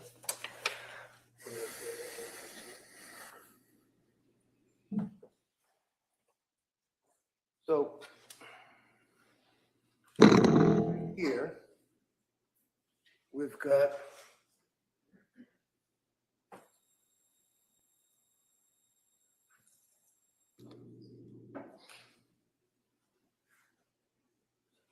so that shows you when somebody Googles, and then it goes Wikipedia.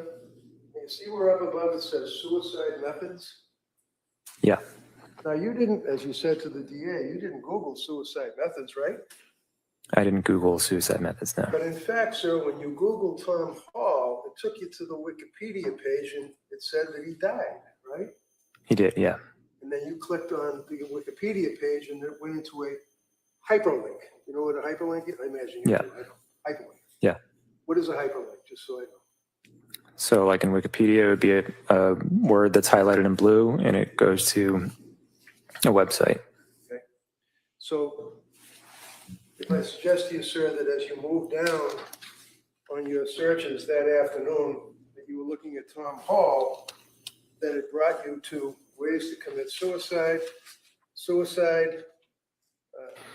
Tom Hall, Google search again, Tom Hall, all on that date at the same time. And you were just looking to see about the guy because he killed himself, right? Yeah, I think so. Yeah. Get off of this. Any objection? Can I just see the packet? Oh, yeah. Again, Your Honor, I got that discovery from the DA, so it's. Well, it's an email from his We'll just expert, not us. just take a look at it and we'll kind of go from there. Hold on a second.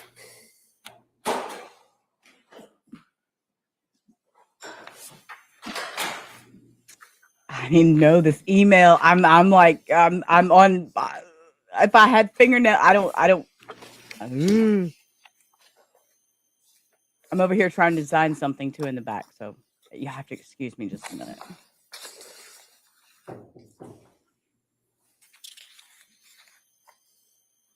While she's looking at that, I just asked her, what is a URL? What does that mean? Hold on a second. Just, wait till she gets a Sir! chance to finish. Sir, did he just say that? Sir, Yes, I would object. If I can see counsel. he said, no, I'm not calling you. I know, mommy just freaked out. He said, what's a URL? Oh, baby. He said, what's a, y'all.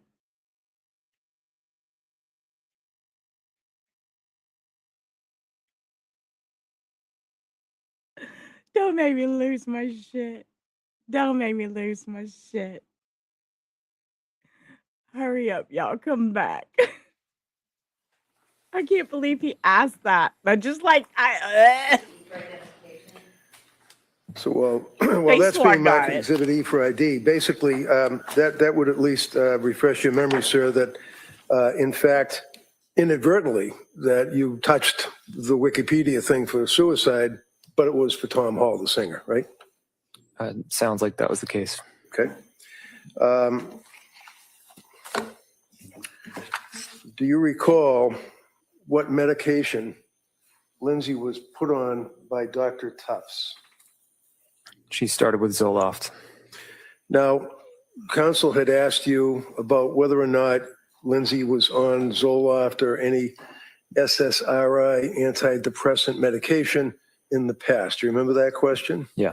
Do you remember her asking about that you were having a conversation with her and she said that she was going on Zoloft and that she had already been to Tufts, or was it Tufts that she got the script from? Correct. Okay. She told you that, right? Yeah. She didn't hide that from you, right? No. And it was, you were at a wedding. Is that right? You were walking down the street, the two of you together, like at the end of the night. She basically told you that she had to use the meds. It was earlier in the day. It was before the wedding, but yeah. Okay. And do you recall how, to your observation, how dedicated was she to taking her medications as instructed by the numerous doctors that she ultimately saw? She always took them as instructed.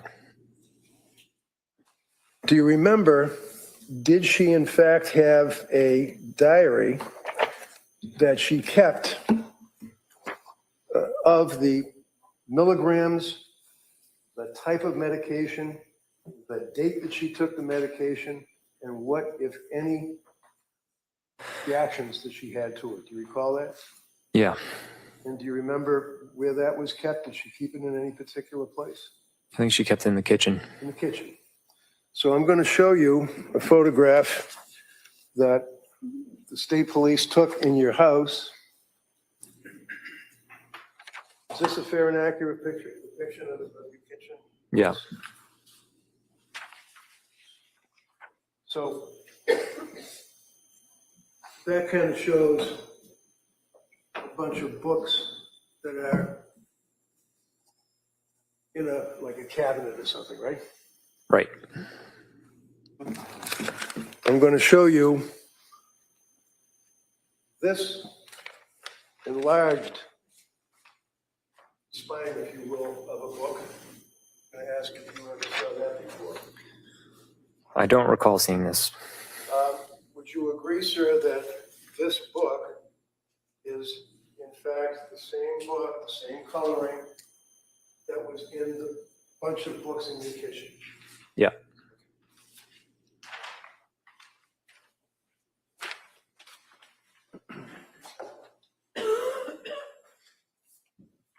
In this book, you see what the caption of the book is. Yeah, it says, good moms have scary thoughts. And I'm going to approach you with Good moms have scary thoughts.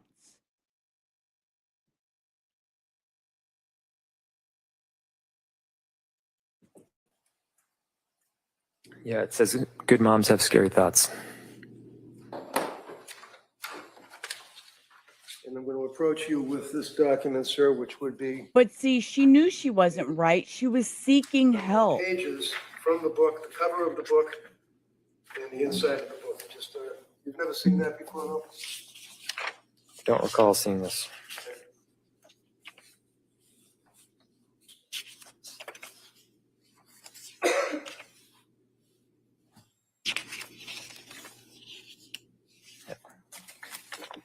So with that understanding, Your Honor, I will not offer this at this time. I don't know that I would call it a red flag. Look, Counsel, Maybe. if you could, Mr. Reddick, if you could show not. what it is that you. I'm sorry, you said you're not offering it? Well, I don't know the foundation. Is that? Okay. Hang on. When they take their next break, Any I'm going to talk objection? about that. No. Okay. So can I put it in? Yes, that's Oh, fine. okay, great. Thank you. No objection to him not offering it. All right. If No, I I'm could just lost. look at it, Yeah. there may Why not. don't we do this? Why doesn't everybody come over here with that? We can kind of figure out where we go. Okay. So let me give you my thought on that. As a red flag, I wouldn't say it was a red flag for her. It should have been a red flag for him. It should.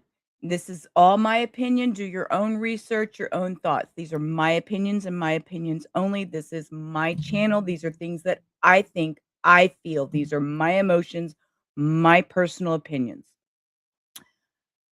The red flag should have been on him seeing that she was trying so hard to seek help, but it was not there. She was trying so many different forms, so many different methods, she's bringing books into the house. Please read. Please help me understand. Yes, he should have noticed. Somebody cannot say, please, please help me any more than you can bringing a book, bringing papers, sending text links to the loved one, telling them, I need help. This is what I'm dealing with. And when that loved one doesn't see it, there's a problem.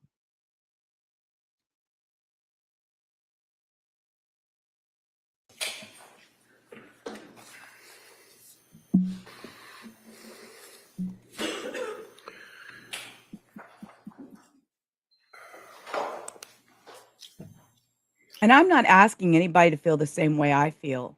I'm telling y'all how I feel. I mean, y'all can think she's guilty, throw her under the prison, burn her at the stake, whatever. I mean, I'm just, from my personal experience, I'm having a hard time with this trial because I personally have dealt with somebody with postpartum like this, psychosis like this. Who was the Not next to this doctor, if you extent. recall, that Lindsay went to consult with? Julie Paul. And is this a doctor or a nurse practitioner? I don't remember with Julie Paul. It was very brief. Now, is it fair to say that Julie Paul I'm okay. was at South I'm Shore? okay. Yeah, I'm okay. correct. And Julie Paul was a friend of your mother's, is that right? No strawberry? Yeah, I think they were acquaintances. Yeah, And your mother was a nurse also at South Shore Hospital. in L&D. Yeah, L&D Labor and Delivery, same thing. Okay. And your mother was good enough to refer Lindsay to this person to consult with, right? yeah. I don't think it was a formal referral. I think she just said this is a specialist that you might want to talk with. All right. And did she go to see the specialist? Yeah. And did you go with her, or was this a? No, I never met Should Julie back Paul. myself up. Were these like in-person meetings, or are they like what do you call them, Zoom meetings? And Most of the meetings were Zoom. The only in-person that I'm aware of was with Rebecca Gelata. Rebecca Gelata. Okay, and that was because you insisted on it, right? I thought it was warranted at that time. Yeah. Right, because you were pretty much at your wit's end with the 15-minute Zooms, and you wanted to sit down eyeball to eyeball and talk to this person, right? I hadn't attended any prior to that. I just wanted to get clarification. I wanted to see if we could get on the same page. All right. So now Lindsay's on Zoloft from Dr. Tufts, the psychiatrist, correct? Correct. And then that runs into when she goes to see Nurse Paul. Can you clarify? What was it? Can you clarify what you're asking? Yeah, what month? When was it that she saw Nurse Paul? Maybe October, but I'm not sure. Okay. When she saw Nurse Paul, do you remember where she saw Nurse Paul, or was it a video thing? I don't know. I wasn't involved. Okay. Did Nurse Paul prescribe medication to her? A lot, if he knows.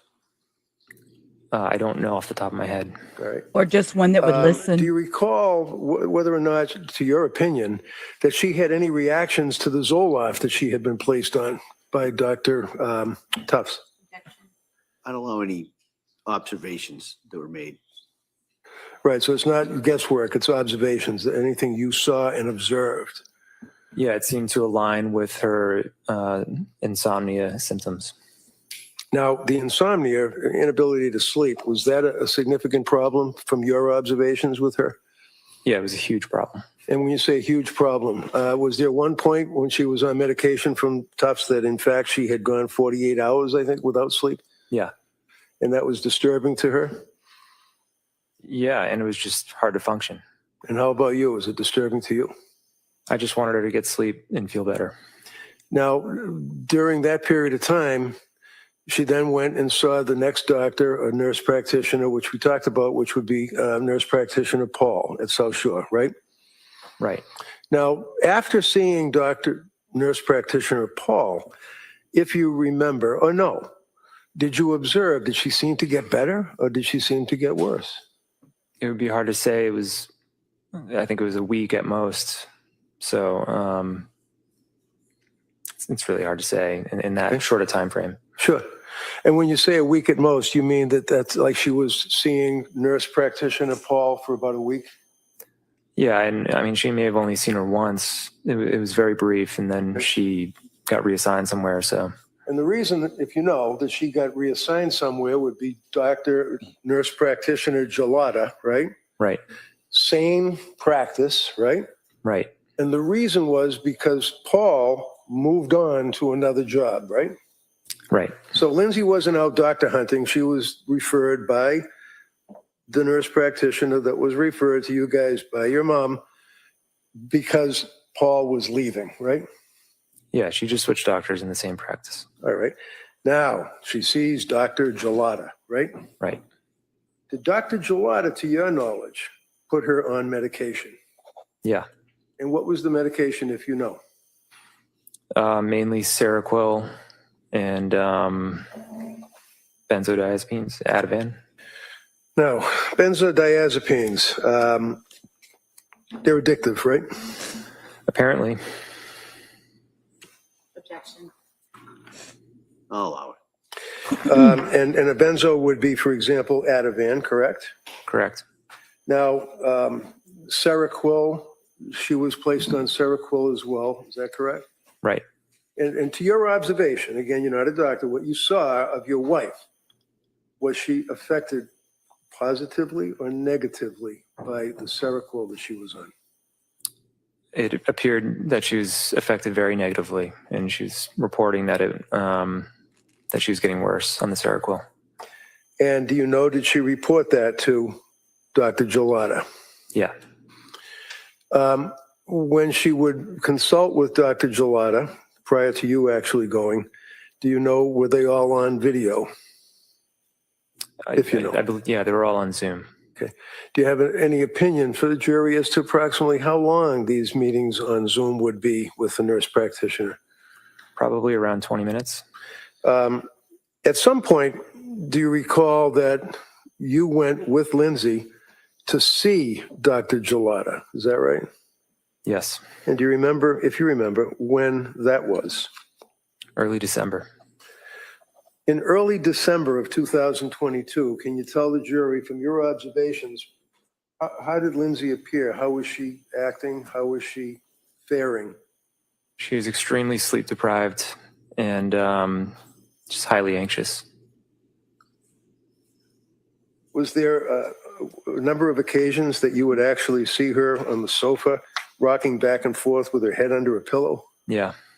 Did you report that and other symptoms to Dr. Gelada? Lindsay did. So when No, was it, that's if not you the question recall, that you went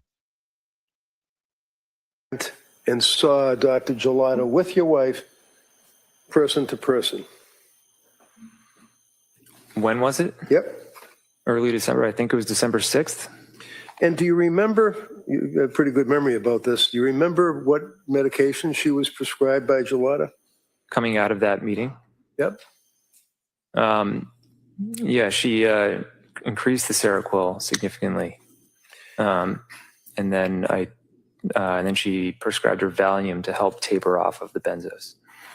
Taper off the benzos? Yeah. To your knowledge, did Lindsay go to doctors to seek out benzodiazepines or drugs just because she was a drug addict? No. Lindsay, I think, wanted to. She definitely didn't want to take any more benzodiazepines, and definitely didn't want to take any more Seroquel. I think that it wasn't really a matter of trying to get off the medication; it was just trying to get on the right medication. Okay. Let's say mid-December. You just heard what he just said. Let me rewind. This is a little more emotional than I thought I was going to be with this trial. Being that I know a lot of these medications, this is very, this is kind of hard. But listen to what he just said.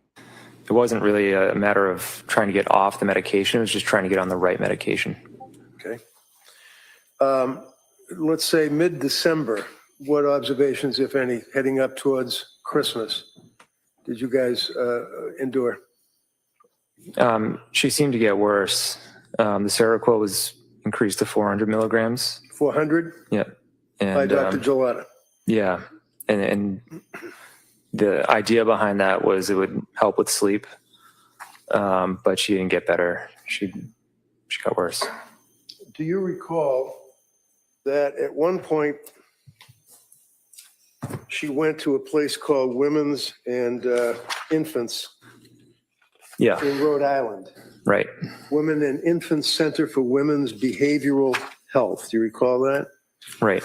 Do you remember when she actually went to Women's Behavioral Health? Sometime in mid-December. I don't know the exact date. All right.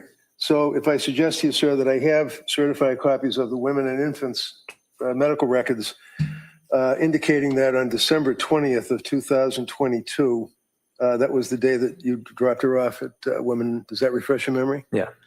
Your Honor, I'd like to offer the certified copies of the women and infants hospital records. I would object. We don't have a copy of those. All right. Find a copy machine. You don't have these? Could I see everybody here? Copy machine.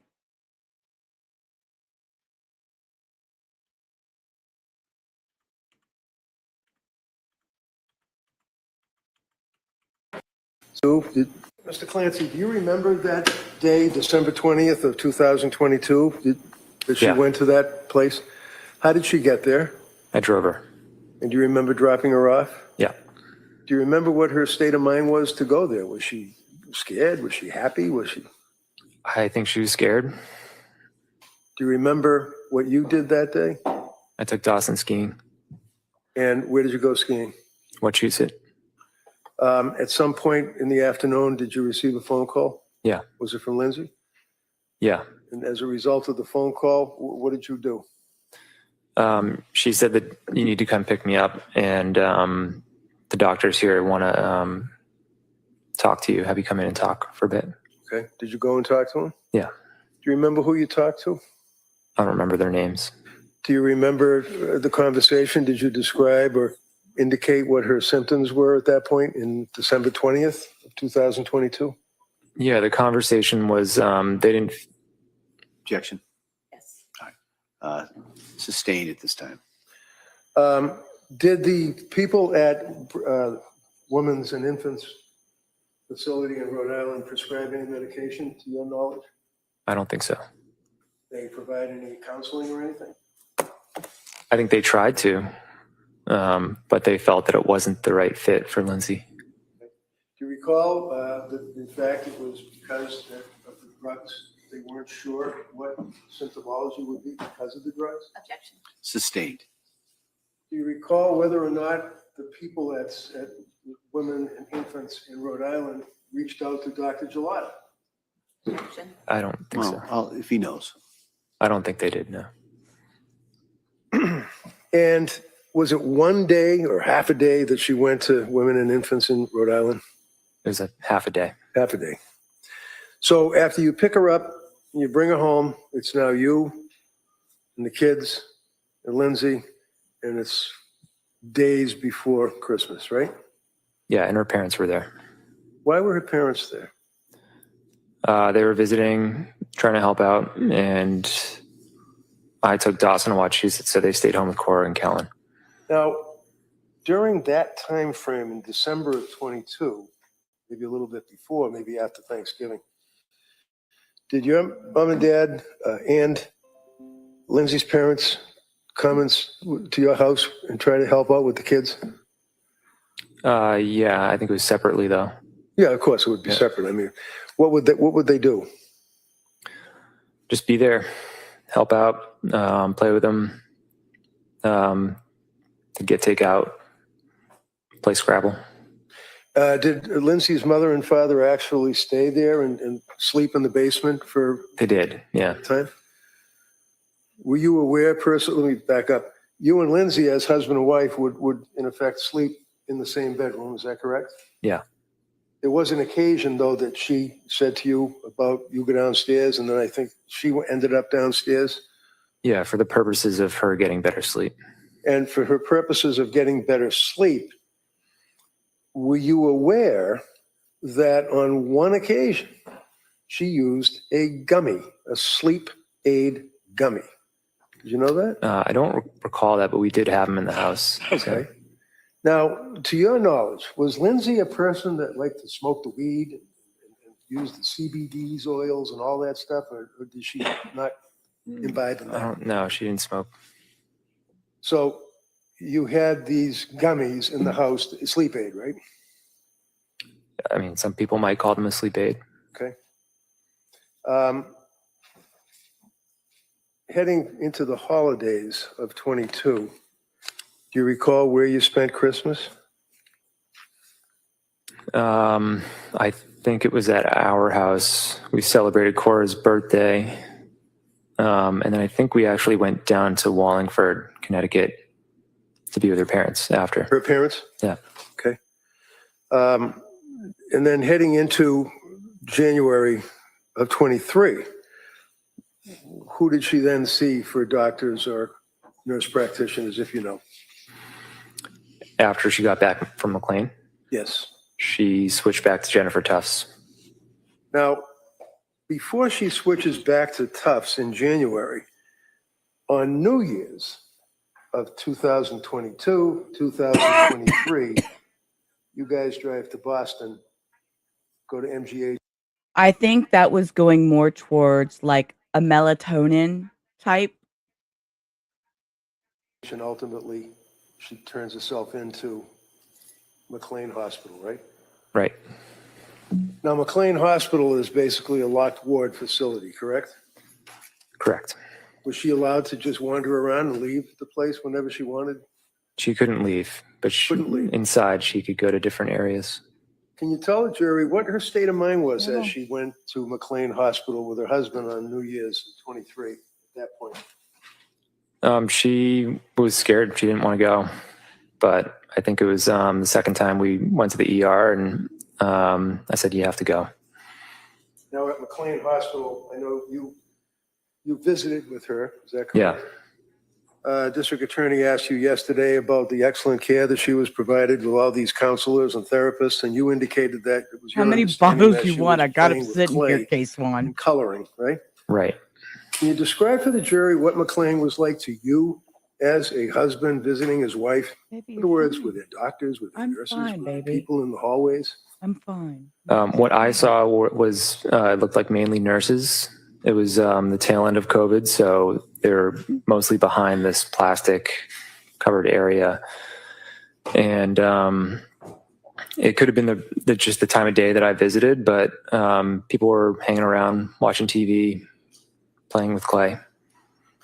Do you know whether or not she saw a doctor, psychiatrist, ultimately from McLean Hospital? I was not aware of that. The only one I was aware of it was the doctor on the second to last or final day. And what was that, Dr. Goodhart? Yeah. And did you speak to Dr. Goodhart? I ended up calling her. Let's call her. I wanted to see what her evaluation was. So I gave her a call and we spoke, and she said, she's clearly depressed. Sustained. Okay. So you spoke to Dr. Goodhart. Yep. Did Dr. Goodhart, to your knowledge, prescribe any medication? I think she recommended medication, and then How many medications did she recommend? I don't know if she recommended multiple. I want to say it was Cymbalta, but she said, check with your doctor and make a decision. So when Lindsay left, it was because she wanted to leave one day early because of Cora's birthday. Is that right? I didn't think it was. I don't think it was one day early. I think she had a 5-day stay, which at the time was my understanding was that was pretty standard. And yeah, she did want to attend Cora's birthday. So there's no doubt, sir, in your mind that when she was discharged from McLean, that you got these, right? McLean? Yes. Yeah. That when she was discharged from Thank you, McLean Hannah Hospital, Banana. it was not against medical advice. The doctors gave her a bill of health and let her go with you, right? Right. Or off of the McLean records. Any objection? So, All right, they may be admitted. so she wanted to go home. She wanted to go be with her kids for their birthday party. It's not real hard to convince those doctors that you're feeling okay now. The meds are working. I'm ready to go home. Just saying. Thank you for being here, Hannah. Now, when you go to the hospital and you get out of the hospital, they give you a bag and you've got medications and a little card and says, thank you for being here, stuff like that. Did you guys get anything from McLean at all? I don't think so. No, you Did you get don't. any recommendations other than No, you the don't. doctor suggesting that you might want to try? No, you don't, sir. No, oh God, no, that's misinformation. No, sir. No, sir. Somebody needs to say, no, no. You have to go pick up your medicines at the pharmacy. They call your medicines to the farm. You don't get to leave with a bag full of medicine, sir. No, no, no, no, no, no, no. Balta, did they give you recommendation, anything from McLean at all? I don't think so. Did you get any recommendations other than the doctor suggesting that you might want to try Cymbalta? Did they give you a script? I don't think so. You know what Cymbalta was? No. You remember Dr. Goodhart telling Lindsay to Google it? I think that's accurate. Yeah, in fact, she Googled hundreds of times. Yeah. Medication, right? Yeah. So when you guys go home, and now it's January, obviously, you had the party for Cora, correct? Yeah. You guys had friends over, or friends that you guys knew? Friends came to the party, which was at a place in Plymouth. Would you agree with me that Lindsay had a number of friends from actually grammar school through high school through college that she stayed in touch with over the years? Yeah. And you as well? Yep. And they're good friends, like you still would see them and you guys would do dinner and things of that nature, right? Yeah. Actually, one of your friends, I think it was one of your friends, it might have been one of her friends, actually named her in January or around that time frame to be godmother or take care of their child if anything bad happened to them and they were dead, right? Remember that? My brain has been foggy for the last couple of years, but I understand. yeah. Okay. In January, as time went by, do you recall that she would actually continue to take notes of her medications that she was taking, right? That sounds like something Lindsay would do. Kept a diary or a little log, right? Yep. I'm approaching you, sir, with this and asking if you can identify this. Yes. And when you say yes, and I'll put it on the little screen, what is it?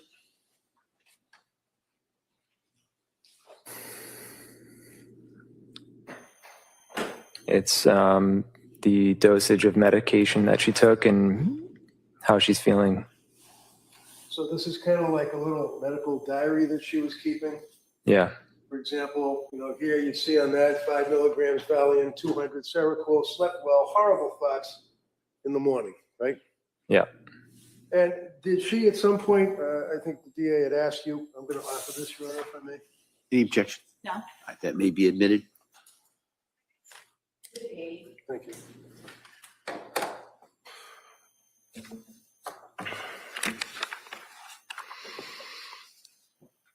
There was an occasion where she told you in the presence of her mother that she was having horrible thoughts, right? Right. And you told us about that yesterday. And it was quite an emotional thing for her to do that, right? Right. After that time frame, you continued on. You were working in the basement, right? Yeah. I shouldn't say basement. It was a finished place, right? Finished basement, yeah. And that was where you worked on a regular basis. Is that right? Yeah. Would that be a 40-hour week or longer? Thank you, Cindy. It varied, but yeah, roughly 40 hours. And I know it was maybe COVID, tail end of COVID, but one of the other reasons that you did that was so you could be home and help out. Is that right? Yeah, I worked from home since 2018. Okay. But yeah, I built an office down there. So you were always there. Yeah. Not always, but you were down there when you would work. When I wasn't traveling, yeah, I was there. Okay. So when would you travel? Tell us about that. I really didn't travel actually much during COVID, just towards the end and once in November. November of what year? 2022. November of 2022. But before that, I traveled extensively. Let's look at November of 2022. November of 2022 is a month before she's telling you and her mother that she was having thoughts about hurting the children, right? Right. It's November of 2022, and you traveled. Where did you travel to? New York. And how long were you there, sir? 2 nights. And who took care of the kids? Lindsay. Sorry? Lindsay took care of the kids. Lindsay.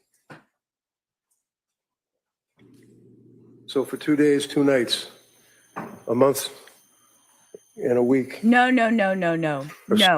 We will pause that. We are not victim blaming at all. We are not. This poor guy has been through hell. He's been through hell, but there were signs that he should have seen. And this needs to be more brought out, that these partners need to know that this can exist. This is something real. And if this woman was reaching out and going from psychiatric doctor to psychiatric to hospital to, and I just kicked my screen and it went off. You know, she was seeking. He needed to open his ears, open his eyes. It was in front of him. I'm not victim blaming. This is not his fault. But there were signs. There were red flags. And nobody helped. So before she killed the children, she was home with the kids for 2 days. Is that right? Right. Fair to say that you also had your friends that you would do brunch with on occasion, Sundays or weeknights or whenever, guys night type thing? Yep. And you'd be out with your friends. If she wanted to kill the kids, she certainly could have done it that time when you're out, right? In theory. As opposed to sending you on a 3-minute trip to CVS and a 9-minute trip to a restaurant. You were away for 2 days in November and on a number of occasions for brunch, as well as skiing, right? You're a pretty active guy. Yeah. Right?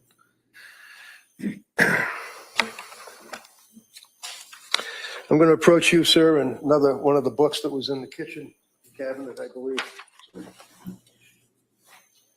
You remember? You ever saw this one? I don't think so. But is it fair to say, sir, that she had a number of books, you know, about parenting and things like that? And this one here was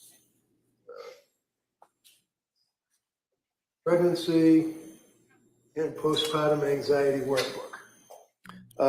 Did she have workbooks that you were aware of? Or work diagrams and things like that? She had books of different sorts.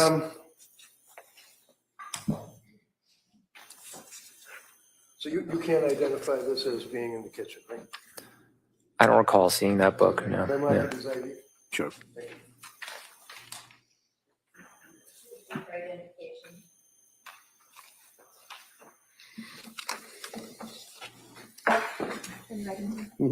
Thank you.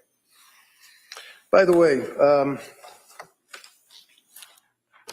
withdraw that. I'm going to approach you, sir, with this document. Excuse me. And ask if you can identify it.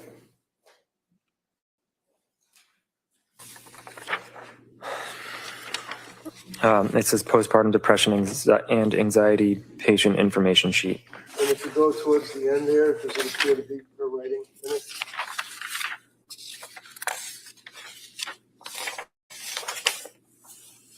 Yeah. Okay. No objection. All right, that may be admitted.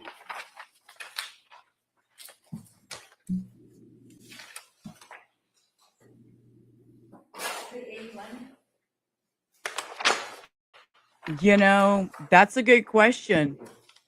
Because it seems like she was always around the kids. I mean, you know, we did hear that when he dropped her off at the doctor visit, he took his son skiing. Until she called and said, "Can you come back because the doctor wants to talk to you too?"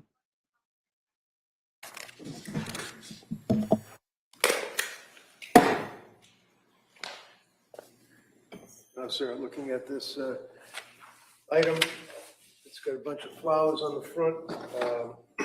Appears to be a notebook. So your understanding that the state police went in your house and they seized all sorts of items such as this? Yep. So we don't have originals that the police do, but these Right. are copies. Fair and accurate? Yeah. Is that the caption that you were referring to? Yes. Postpartum depression and anxiety. Yes. And at the end of this particular document, you would agree, sir, that it has writing? Yeah, And whose writing is that? Lindsay's. And is this like a book or notes that she would take documenting on a daily basis any effect that she had from postpartum? It appears to be the case. Yeah.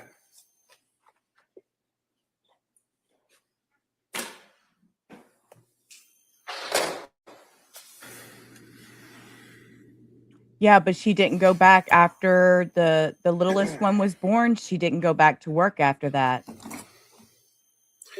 So she You want had to actually offer just the been home records with of the Dr. kids. Jennifer Tufts, ask the mental health records? No Come. objection. All right, they may be admitted. I'm going to have to, I think, maybe talk to the DA about this because I do have a lot of tabs and notes in this one. I know we have clean copies, right? We have a clean copy we were planning to admit, All right, so that's good, not a problem. okay. So we'll enter that and then before we can then substitute it with a clean copy. Thank you.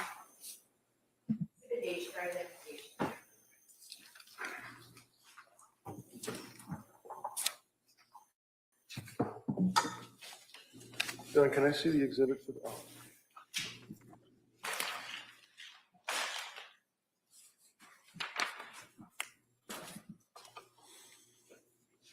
One of the things that you had identified yesterday was the document that you obtained from CVS, is that correct? Yes, It sets forth all of the medications that were purchased by Lindsay by prescription from the physicians that she had seen during that period of time, correct? correct. And you indicated yesterday that the police had seized a number of pill bottles, and then you also had a number of pill bottles, is that right? Right. And the pill bottles that you had, do you recall, what are the circumstances that you had them in a bag in your car? The reason I had them in a bag is because sometimes a provider would adjust medications. So, for example, I do remember Lindsay had a prescription of Ativan, and then a few days later, they wanted to increase the dosage because it wasn't effective. So what they would do is they would say, give that old prescription to your husband, he'll discard it, and then continue taking from the new prescription. When the DA yesterday went through that there were scripts and there were pills with a 30 count, but then there's 27 and 3 were gone, but that's because she wasn't taking her medication. That's not the case, is what you were told to do, right? Correct. Yeah. Without that context, it paints a different picture. Exhibit 2 Yeah, that's what it means. No, would be the pills that you had turned in, I believe. Is that correct? That were in your bag, in your car? Right.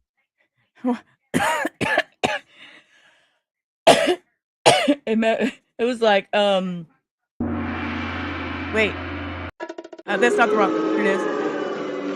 Boo, wrong answer. Wrong answer. I know you can't tell from looking at the bag. I remembered it's exhibit 2 though. Okay. Wednesday, January 24th, one of the troopers located 4 medication bottles, and at some point on the 26th, Teresa. about 2:30 in the afternoon, bottles were then documented by the police. When was it, if you know, that you turned these items in to the police? I believe it was after the event. I don't remember the exact date, but I remember I told them I do have other prescriptions in my truck still, and I gave them to him. Okay. So the police already went in with a search warrant. They already seized all the drugs that they could find in the house, in the kitchen, in the bedroom. Were there drugs in the kitchen, by the way? Yeah. They're all over the place, right? Yeah. And they seized them, right? Yeah. And then you, to be cooperative, told the police that you also had pills in your car, and you went to the DA's office and gave them to Attorney Sprague and the state police, right? Right. But to be clear, those were discontinued prescriptions. These are the ones like that she stopped. Correct. All right. And then you had new prescriptions, so there were new prescriptions that were prescribed to her, right? Yes.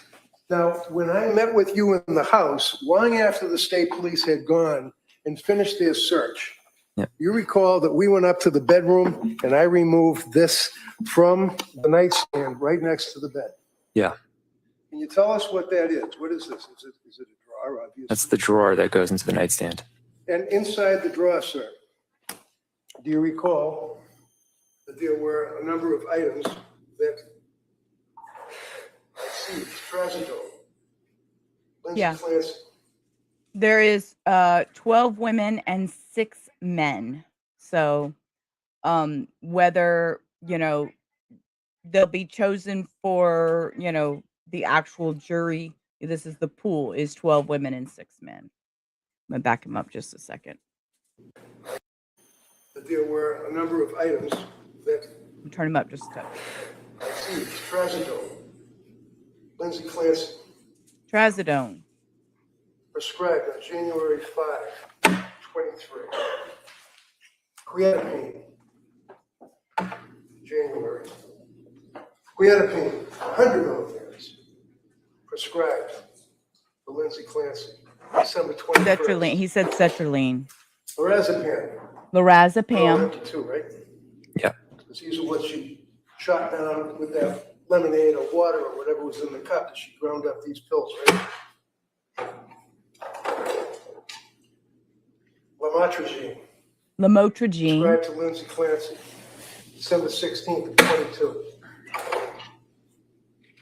Mirtazapine, prescribed to Lindsay Clancy, January. He said bertazepine. That's not how you.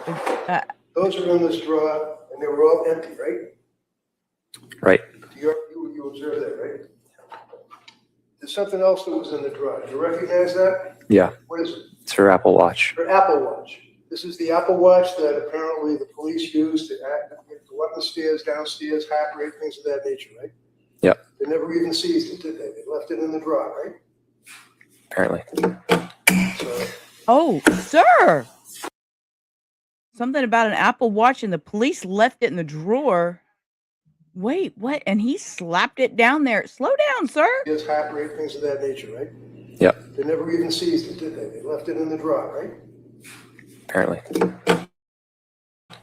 So, Didn't seize it. They left it in the drawer. what is this item, sir? If you can identify that. What is that item? It's a face mask for sleeping. To sleep? Yeah. Now, you had mentioned something, I think, about Yeah, spray. right, Cindy? She bought some pillow spray. It's apparently helps you sleep. And did you see Might her be a using bad that thing, on a regular Teresa. basis? Yeah. Yes? Yeah, she did. Your Honor, I would offer the draw. The draw. Your Honor. Yeah. He said, Your Honor, I would offer the drawer. Sorry, that took me out. I think you. I think there's a watch on the side there. I know it was in the front. Don't forget, there's a watch on the side there. Comedy in the chaos. The- Everybody, You put want your to toes in the put duck that pond. in as one exhibit? Sure. Okay. Dip your toes, because Now, in reference to the Apple Watch, sir, how many Apple Watches did she have? If you Just know? one. Just one. It's the only one she had. oh, only one. Police never seized it, right? Correct. And the drugs that were in the drawer, the empty drugs and the pill bottles from January, December, 22, 23, the police never seized it, did they? No.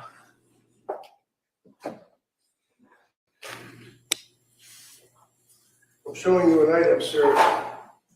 It's like a little green vase. Have you ever seen that before? Yeah. Can you tell the jury what it is? Objection. We could go to second. Yeah, can I see counsel sidebar, please? It's a green rock. Why are we objecting to it? Or maybe it's something more.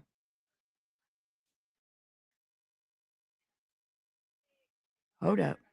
We got a little space to zoom. We have a little bit of space to zoom. Uh-oh. We're running out of space. What happens with the green rock, guys? Okay, dogs are barking. I don't know what that's for. Right? How many Apple Watches? I mean, you know, I Can I get it?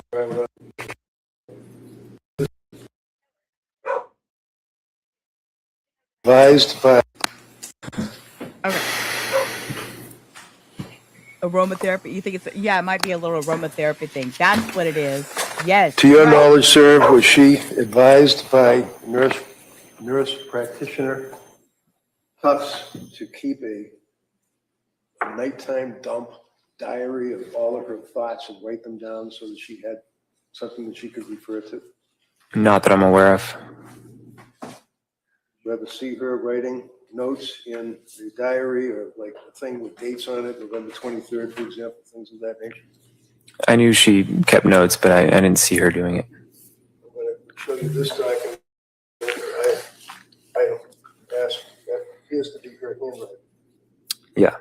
And does that contain indication as to her state of mind, particular date or dates thereafter? Yeah. Just take a look at the other page just to make sure that they're all her handwriting.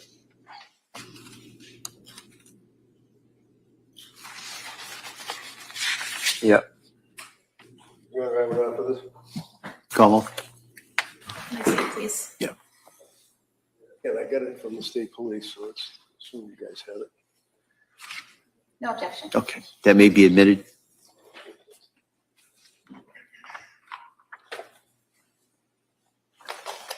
Sorry. It was potty time. That's why he was barking. He was like, "Mommy, let me out." He went over there and started jumping at the door. Sorry. It was aromatherapy. I'll show you another document, Sarah. It appears to be a Oh, a document. Do you recognize her handwriting?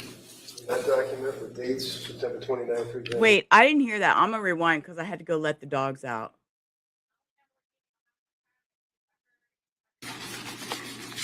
Yeah.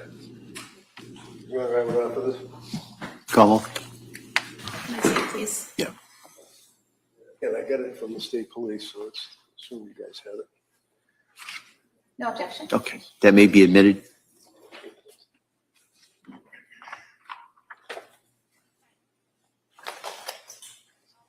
I'm going to show you another document, Sarah. It appears to be a document.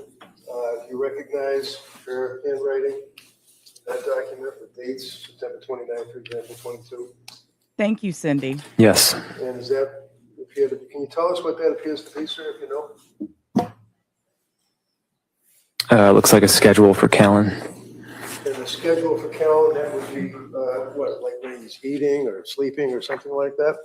Yeah, naps. Yeah. So for example, where it says September 29th, there it is, 22, and then it makes reference to Callan, last fed with the time frame, and then there's a bunch of pages like that go forward on those dates. Is that what that is? Yeah. Put him down for a nap, 9:35 with a smiley face, things like that, right? Right.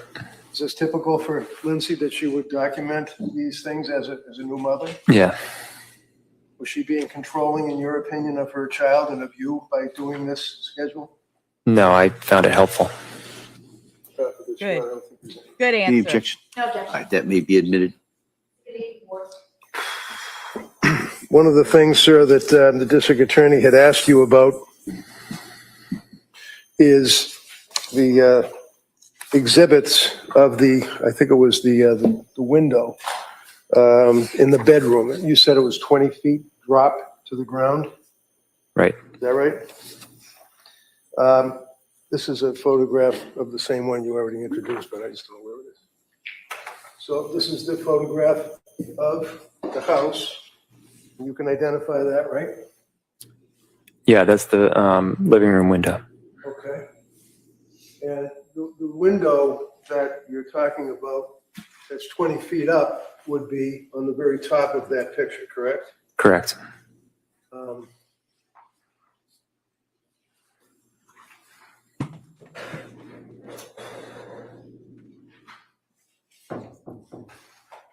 Now, when you identified this picture, and I can't see it.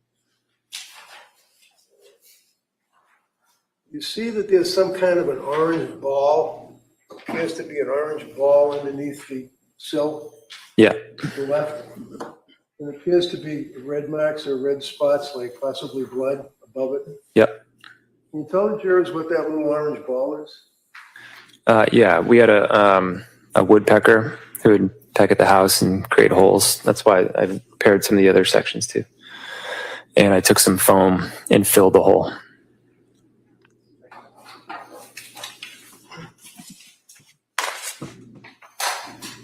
I'd offer that, Your Honor, just continuity.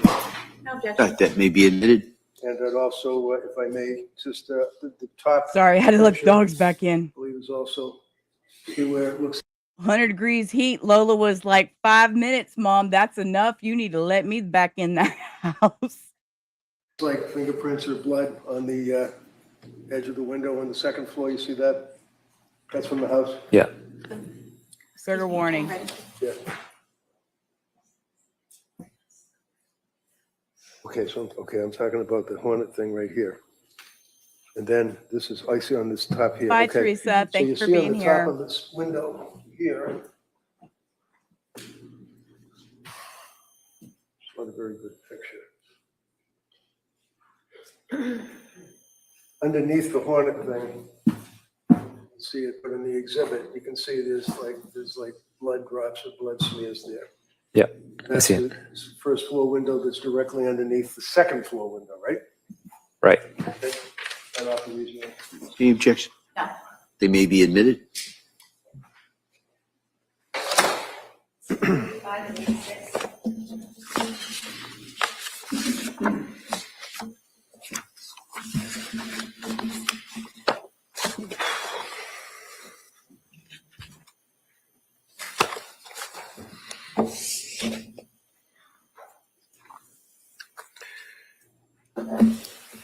I'm all set. Thank you, sir.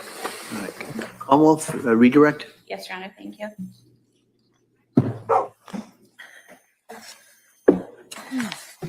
Mr. Clancy, you were shown an email, and it's been marked as an exhibit that you sent to coworkers on January 24th, 2023 at 5:24 p.m., correct? Yeah. And you were asked about it coming from the Surface Pro, but your testimony was that it could have come from your iPhone, correct? Correct. And in fact, you watched footage earlier of yourself going into the CVS in Kingston at 5:32 p.m., correct? Correct. And you had your phone with you, correct, because you used it? And we also saw you on the 3V footage using your phone as well, correct? Right. So you were clearly out of the house at 5:24 p.m., correct? Sorry, what time did you say I was at CVS? So you walked in at 5:32 p.m., correct? Correct. And you left the house. As you were leaving the house, Lindsay sent you the text about PDLX, correct? I don't know if I had left the house yet, but yeah. But that was sent at 5:15 p.m., correct? Right. And how far away is the Kingston CVS? 3 minutes. Okay. And so you leave the house, you get into your car, and you drive to CVS, correct? Correct. And so that should have taken 3 minutes, correct? Yep. So after the text that was sent at 5:15 p.m., that would have been sometime around 5:18 or 5:20 p.m. that you should have arrived at CVS, correct? Right. But you don't go in until 5:32 p.m., correct? I don't know. We could I don't know what time I pulled in the parking lot. I'm asking you what time you pulled into the parking lot, but is it fair to say that the video that you were shown earlier shows you entering the store at 5:32 p.m.? Yes. So from the time you should have been at the parking lot of CVS around 5:20 p.m. until 5:32 p.m., could you have been in your car sending this email on your iPhone? Yeah, I just don't know if I pulled into the parking lot at 5:20. But sometime after the text was sent from Lindsay about PDLX, but before 5:32 p.m., you were in your car. Correct. Okay. Yes. Now, you were asked about my questions to you about going to Boston, and my questions to you were about December 3rd, not December 2nd, correct? Correct. Because your anniversary is December 3rd, not December 2nd, correct? Right. So Dawson was taken to the doctors on December 2nd, correct? Correct. And on December 3rd, did you have plans? Not that they were followed through, but did you have plans to go to Boston that day? Yeah, so I can provide some clarification on that. Sure. So yeah, on Monday I was a little bit confused by it because we were home. But yeah, I think there was a plan prior to that, like an anniversary plan to go to Boston, but it was canceled. Okay. And the picture you showed was from September. So the plans that you had to go to Boston, showing you here.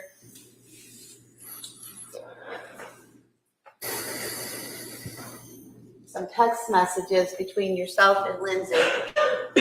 And here, there's one here that says, the spa, the Omni is booked, but you're on the wait list. As a backup, I have you booked for massage at the nearby IHG for 90 minutes at 1:45. Is that correct? Yeah. And then you later say we can get lunch and then head over. She responds, okay. And then you write that they'll let you use the gym and the pool while she's getting her massage. Is that correct? Right. And then you talk about plans for lunch and dinner. And so there were the plans, they just fell through, right? Yeah, we canceled them. Yeah. So it's not as if I made that up out of thin air. That's here in the text messages, correct? Right. Yeah. It was just confusing because we were home. But yeah, when I left, I recollected that, and then I found the picture, and the picture was from September. And was that from the wedding you went to? Yeah. If we could have the text messages marked with the specific. Any objection? All right, that may be admitted. 87. Now, in cross-examination, you said that Lindsay always took the medications exactly as instructed. But in direct, you said you weren't always with her every time she took the pills. Is that correct? That's correct. But the understanding was that she took it as directed. Because she told you she did? Yeah. And because you trusted her to do so? Yeah. Okay. But you can't sit here and say definitively that she took every pill exactly as instructed every single time because you didn't watch her every time, correct? I was not standing next to her every time she took pills. And you were asked. Ma'am, you're bothering me with that question simply because it's okay. It's her responsibility to take them. Now, whether he could be that kind person to say, hey, did you? That can be triggering, very triggering to someone on medications to ask them, did you take your meds? That will send, from experience, a person into a tailspin. It can be a trigger. So let's not act this way towards him. I'm a little bothered by what you're asking him. Yeah. Okay. But you can't sit here and say definitively that she took every pill exactly as instructed every single time because you didn't watch her every time, correct? I was not standing next to her every time she took pills. And you were asked about the Facebook search in August 23rd, 2022.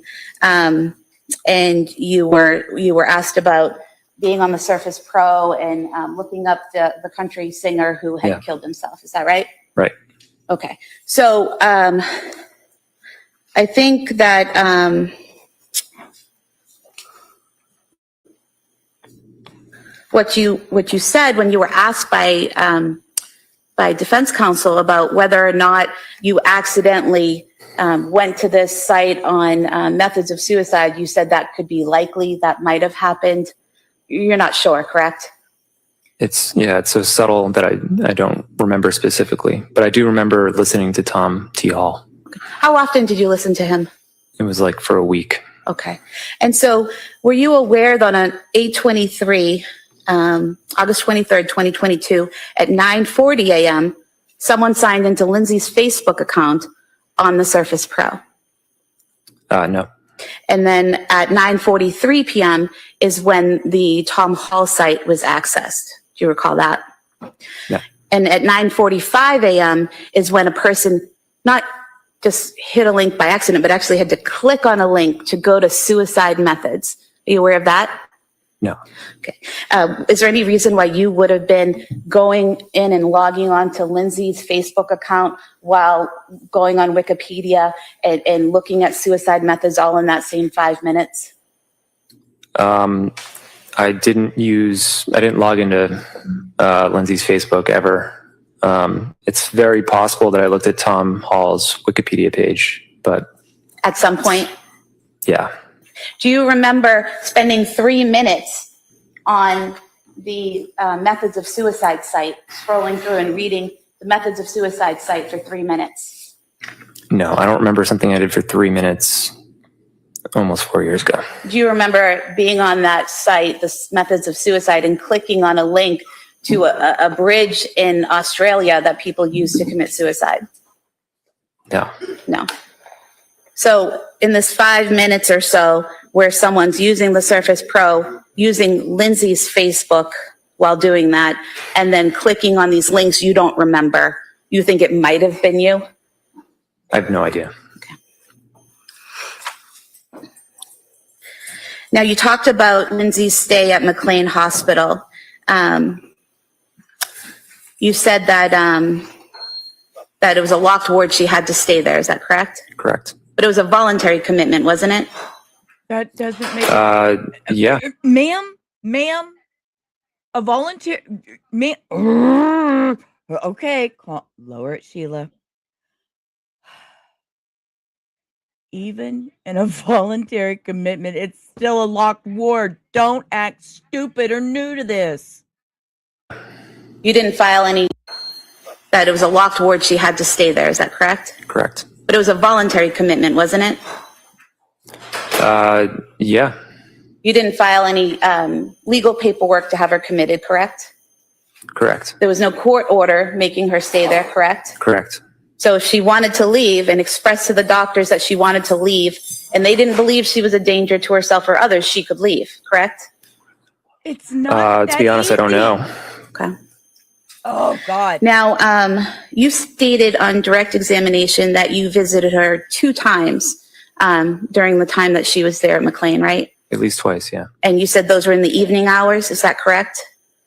Yeah, afternoon, evening. Afternoon and evening. So you weren't there during the morning and early afternoon hours when they were offering these group therapies and when she was meeting with other practitioners? I wasn't there in the morning. Okay. And were you there during the when the staff was checking on her every 15 minutes? No, but she did tell me about that. Okay.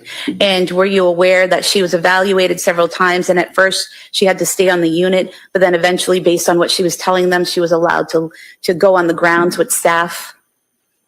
I was aware that she went on at least one walk. Okay. And so people were seeing her and interacting with her and changing the way her stay went at McLean Hospital throughout her stay. Yeah. And you talked about Dr. Goodhart recommending medications. I'm sorry, this prosecutor lady is acting like, to me, I don't know. I feel like she's thinking or making it look like she should have just been locked in a little bitty 4x4 room, padded, all dosed up, or I'm like, what the fuck is this late? Look, even Cindy, you don't have to turn on your camera, but baby, if you want a link to come sit up here and watch this shit with me, you are more than welcome, okay? I'm telling you, if you want to, I will let you. This is... What was the medication that you said that she recommended? I thought it was Cymbalta, but I think she ended up taking amitriptyline.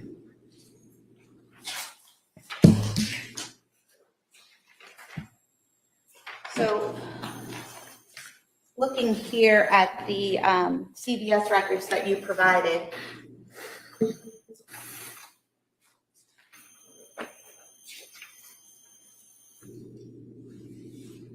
we see, I'm sorry. Here we go. Oh my God, look at the list. Look at the CVS list. So we see Oh my here, Here we go. Aaliyah Goodheart, second from the bottom. Yep. Trazodone, 50 milligrams.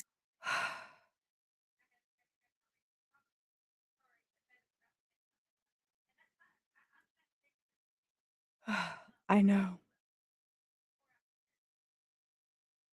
And it's not that easy. You just stick your clothes on and walk out the door. No, ma'am, it doesn't work that way. There is hoops, and those hoops are so big, and you're gonna jump not for hours. You'll probably jump for at least a day to get through any type of those hoops.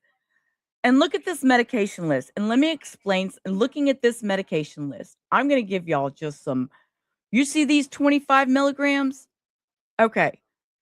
Probably she had these. They said, take 2. Take 2. That'd be 50. Okay. That wasn't working for you. Okay. We're going to up it to 100 milligrams. So you're just going to take 1. 1 wasn't working. Go ahead. Because we're going to go ahead and up this to 200 milligrams. So I'm going to give you another dose. Take 2. Okay, I see this. I see these increments. Knowing my medications, I'm looking at these. Lorazepam, 0.5, up to a 0.1. This is because it wasn't working. They were trying to adjust the dose. And this doesn't happen overnight. Adjusting dose. Cindy, I'm going to scream. So you thought that Dr. Goodheart had just recommended medication when there was actually a prescription that was given by Dr. She's Goodheart, painting correct? this. Right, but I believe, so there's another one as well, lorazepam. I Yes. believe those were prescribed while she was staying there. And so they were filled at CVS and sent to McLean? Possibly. I remember there was an issue where she didn't have her medications when she went to McLean, so she needed them to be brought there. She was discharged on January 5th, correct? Right. Are you aware that this document from CVS says that the prescription for Trazodone 50 milligrams prescribed by Dr. Aaliyah Goodheart was filled on January 5th, 2023? Right. Okay. And then the other prescription by Dr. Goodheart, the lorazepam, was also 1 milligram lorazepam was also filled on January 5th, 2023, correct? Yeah. So that's when she was discharged, not while she was staying there, correct? Okay. Trazodone is for the sleep. So they were giving her the trazodone for the sleep. And then they gave her lorazepam, which is an Ativan Valium type pill that's going to take away any anxiety you're having and relax you. So those are the 2 pills they're releasing her from the hospital. And those are not just, you don't, and then if the dose doesn't work, you go up. And those were the 2. Right, that's correct. So Dr. Goodheart did in fact prescribe medication for Lindsay, trazodone and Ativan, and not Cymbalta, correct? She recommended Cymbalta, but she wasn't the one who prescribed that. And in fact, no one prescribed that, correct?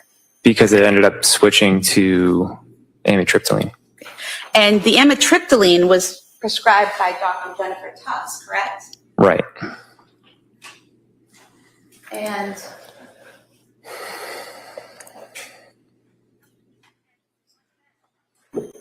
Can't wait till I get my ducks. I need some voodoo ducks to throw. And Dr. Tufts prescribed 5 milligrams of diazepam on January 9th, 2023, correct? Right. And amitriptyline on January 16th. It was 10 milligrams of amitriptyline. And that was prescribed when Lindsay said she was having some issues with depression, correct? Correct. Okay. So she went to McLean Hospital and she was weaned off the Seroquel, correct? I believe so, yeah. And all the medications that she had taken prior to going to McLean, she was no longer on. Those were gone, correct? Once she'd been in McLean. I don't know if it was, I'm not sure. I don't know if it was all of them. Well, did you have conversations with your wife about what she was taking? I mean, were you aware that she was only on only prescribed trazodone, and Ativan when she left McLean, and then amitriptyline was only added on the 16th. So just those 3 medications? Yeah, but I thought she was taking trazodone before McLean. Right, so she had been prescribed it before and stopped taking it, correct? I don't remember. I'd have to look back on records. So you're not sure about what she was taking and when, are you? Not the exact dates, but I remember she was taking trazodone, and I thought she was taking it before McLean. So the best resource of what she was prescribed and when would most likely be the doctors and the CVS records then, correct? The CVS records is a good resource. And you talked about the pills and how these were pills that she was no longer on. And that can be a mix match. It can take weeks, months. They can work for a year, and then you have to go through changing what you took to find something that's going to work. So it's not that easy. It's not as easy as what this lady's trying to make it sound. it wasn't really a good representation of what she had taken, correct? Correct. But she was only prescribed Zoloft once, right? At the very beginning? Right. And she only took 7 of those pills, correct? Right. So it wasn't as if she was prescribed a higher dose or a different dose of Zoloft and was still taking that. And so that 7 pills misrepresents the Zoloft she took, right? I believe she switched because, or she stopped because she was switched to Prozac. Okay. And then even going forward, the Prozac, there weren't many pills taken out of that either, correct? Yeah, eventually she stopped that as well. Okay. So she'd take a few pills, she'd have some side effects, they'd switch the medication, correct? Yes. And so they were trying to figure out what would work for her, correct? Yeah. Okay. And then she ends up at McLean because she's having difficulties, according to her, with the Seroquel, correct? That was part of it, yeah. And they wean her off of that, right? Yep. And then after You McLean, can't she's just only stop on taking Seroquel. the trazodone, the Ativan, and then on the 16th, adding in the amitriptyline, correct? Right. You mentioned that you went to New York in November. And let me add, from personal knowledge, okay? Anybody watching on the replay or anything like that, when you are suddenly taken off some of these meds and you are not titrated down, it can cause problems also. Stopping something and starting a new medication right away can cause problems. Seroquel, miss 2 doses and you get these funny little, what I like to call brain zaps. Yeah. So there's they're making this very difficult for me to keep watching this trial. I will see this trial through, but they're making it very difficult for me. 2022. Defense counsel said that was a month Yes, before the.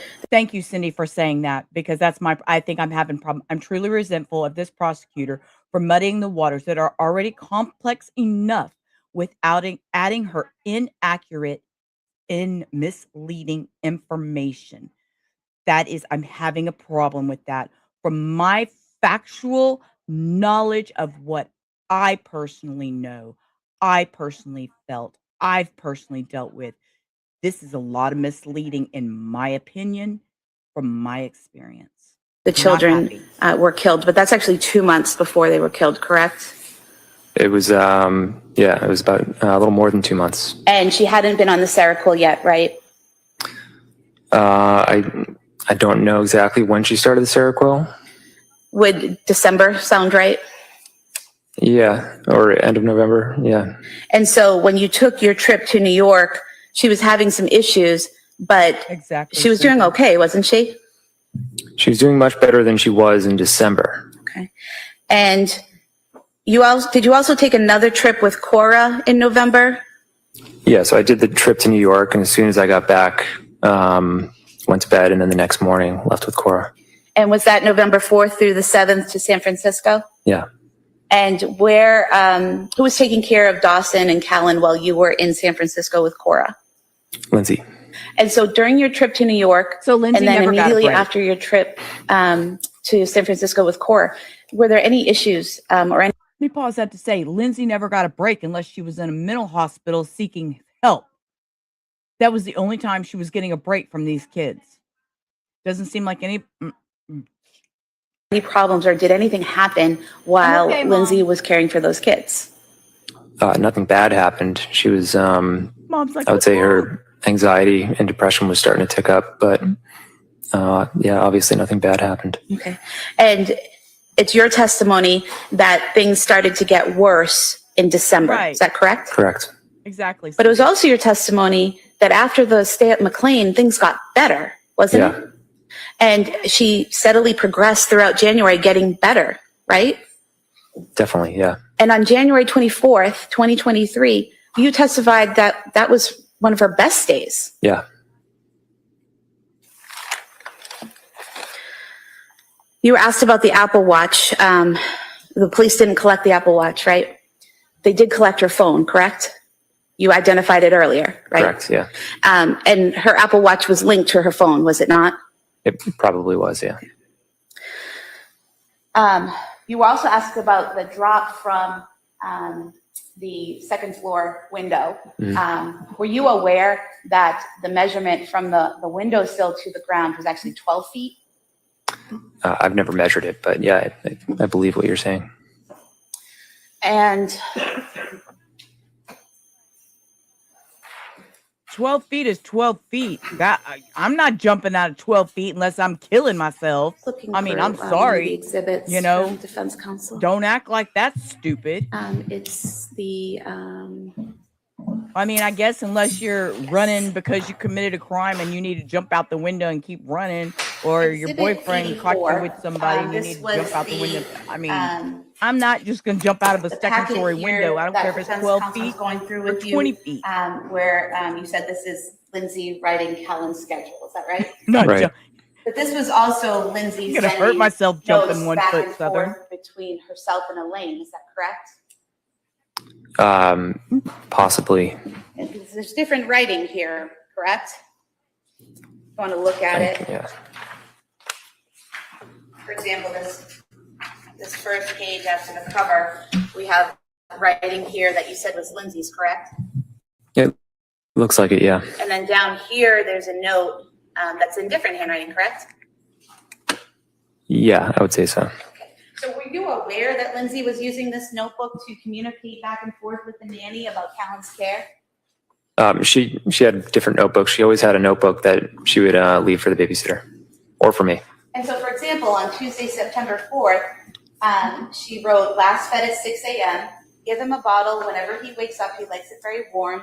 He's been resisting the bottle. If he won't drink it, after 45 minutes of trying, please text me to let me know. Put down for next nap 1 hour after he wakes. Try to put down drowsy but awake. But if he cries, pick him up and rock, bounce, or hold him until asleep, then put down. He usually sleeps 45 minutes, but let him sleep as long as he wants. These are very detailed notes that Lindsay is sending to the nanny, correct? Yeah. She knew what her baby wrote, liked. if you have time, wash and cut up veggies, sweet potatoes, 1-inch cubes peeled, broccoli, small pieces, peppers, 1-inch pieces, plastic Ziploc bags to put them in.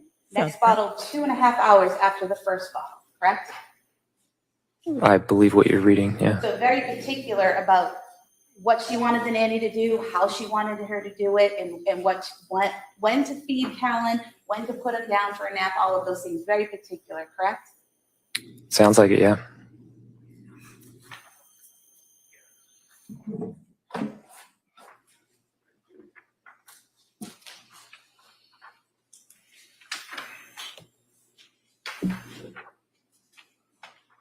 Again, Thursday, September 29th, 2022. Callan last fed at 8:45. Please put him down for a nap at 9:35.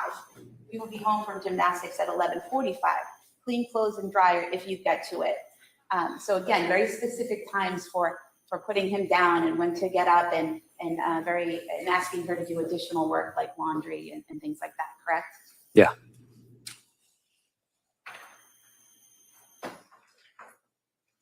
Again, October 6th, ate at 8:15, fell asleep at 8:40, changing tables now in the bathroom.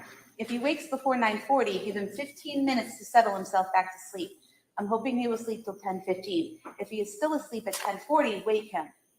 Feeding at 11 a.m. First try bottle. If he doesn't take it after 15 minutes, make oatmeal. 2 tablespoons of oatmeal. Make thin with breast milk. Can heat for 5 to 10 seconds. Again, very specific directions on what she wants done and how she wants Callan cared for, correct?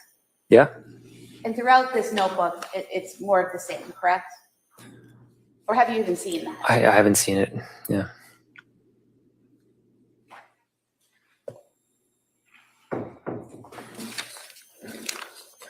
I have nothing further. Thank you.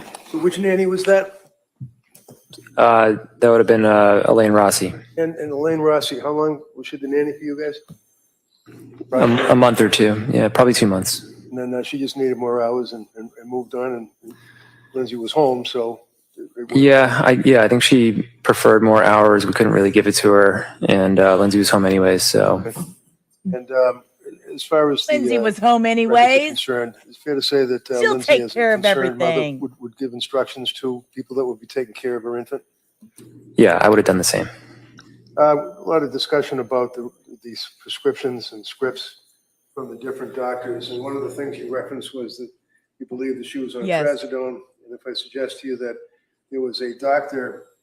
Izad Parayarara Kavon on November 16th of 22 that prescribed 50 milligrams of trazodone while she was on buspirone and fluoxetine.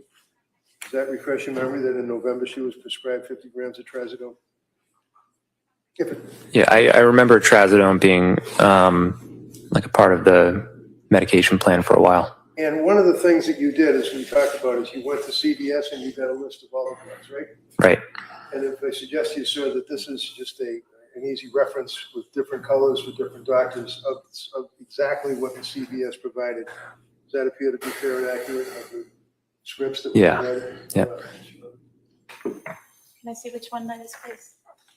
No objection. Okay, that may be admitted. That's all I have, sir. Thank you. Okay. All right. Thank you, sir. You may step down. Thank you.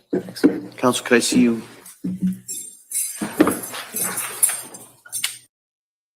Okay, we're behind. I'm assuming they are done for the day. It didn't say that. Wait, did they say that? Let's back it up just a little bit. They may have said good night, sweetheart.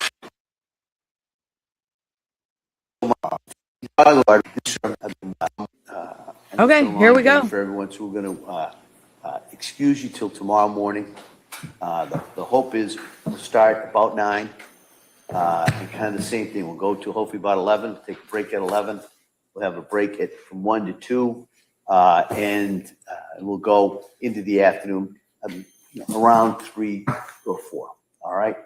So that's the thing. Remember, I'm going to ask you those questions about not talking about the case, not doing any research about it. Don't watch anything about it. You have to keep an open mind. At this point, you've heard some evidence, but you haven't heard all the evidence. You haven't heard the law that you are to apply to the evidence. So you've got to, at this point, you've got to keep struggling in a sense, keep that open mind. So I'm going to excuse you. I hope you have a nice evening. We'll come back here tomorrow morning. If I forget to tell you, tomorrow, Friday, we're still on schedule to take that view, and then we'll deal with the schedule before you come in tomorrow. But that's as best I can tell you. That's the schedule for tomorrow. So again, thank you so much for all your work on this case so far. I hope you have a nice evening. We'll see you tomorrow. All right. Good. Close the notebooks. Please move on chairs, please.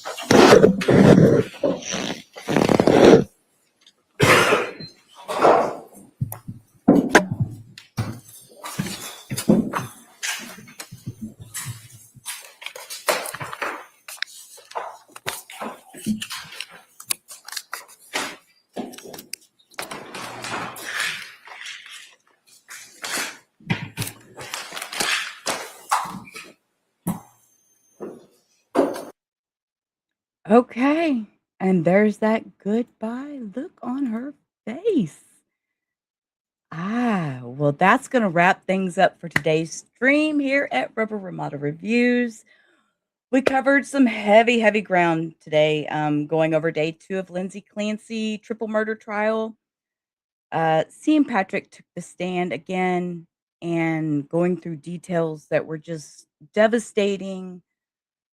The timeline, all the medications, and then we got to see the pharmacy manager, the restaurant hostess testimony, and the prosecutor's trying to put this timeline into perspective, and it is working. But on the flip side, Reddington, the defense lawyer, he's heavily focused on that broken mental health system and severe over medication. And that shows just where these battle lines are drawn. I mean, it's deep, it's heartbreaking. I appreciate every one of you for hanging out in the duck pond with me today. I know this is a deep, deep case. This is we all have our thoughts, we all have our opinions, and I appreciate you all being here, sharing your thoughts in the chat, and keeping the discussion respectful. We do get a little silly and all that. Make sure to hit the follow, subscribe button if you haven't. Don't miss tomorrow's stream. It'll be day 3. Same thing. We'll be here. I'll be here at noon, and it'll be the same thing. We got through this in under 4 hours. Actually, it was not even 3.5 hours. We got through the whole trial of their full day. I prefer it that way. I hate just sitting around through the breaks and all that. So, huge shout out to the mods for keeping that chat running smoothly today. I appreciate that.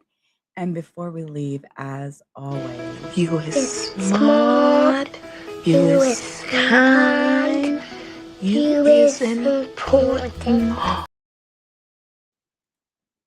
all right. I want you to take care of yourselves the rest of this evening. I'm going to go finish cooking dinner since I'm on this daytime thing that I don't know how to do daytime because I'm a night person with Hectorius working nights, but he'll be on days for a few weeks. So this is where you'll find me during the day. I appreciate every one of you. Till tomorrow, y'all have a great rest of your night. Peace. Rubber out.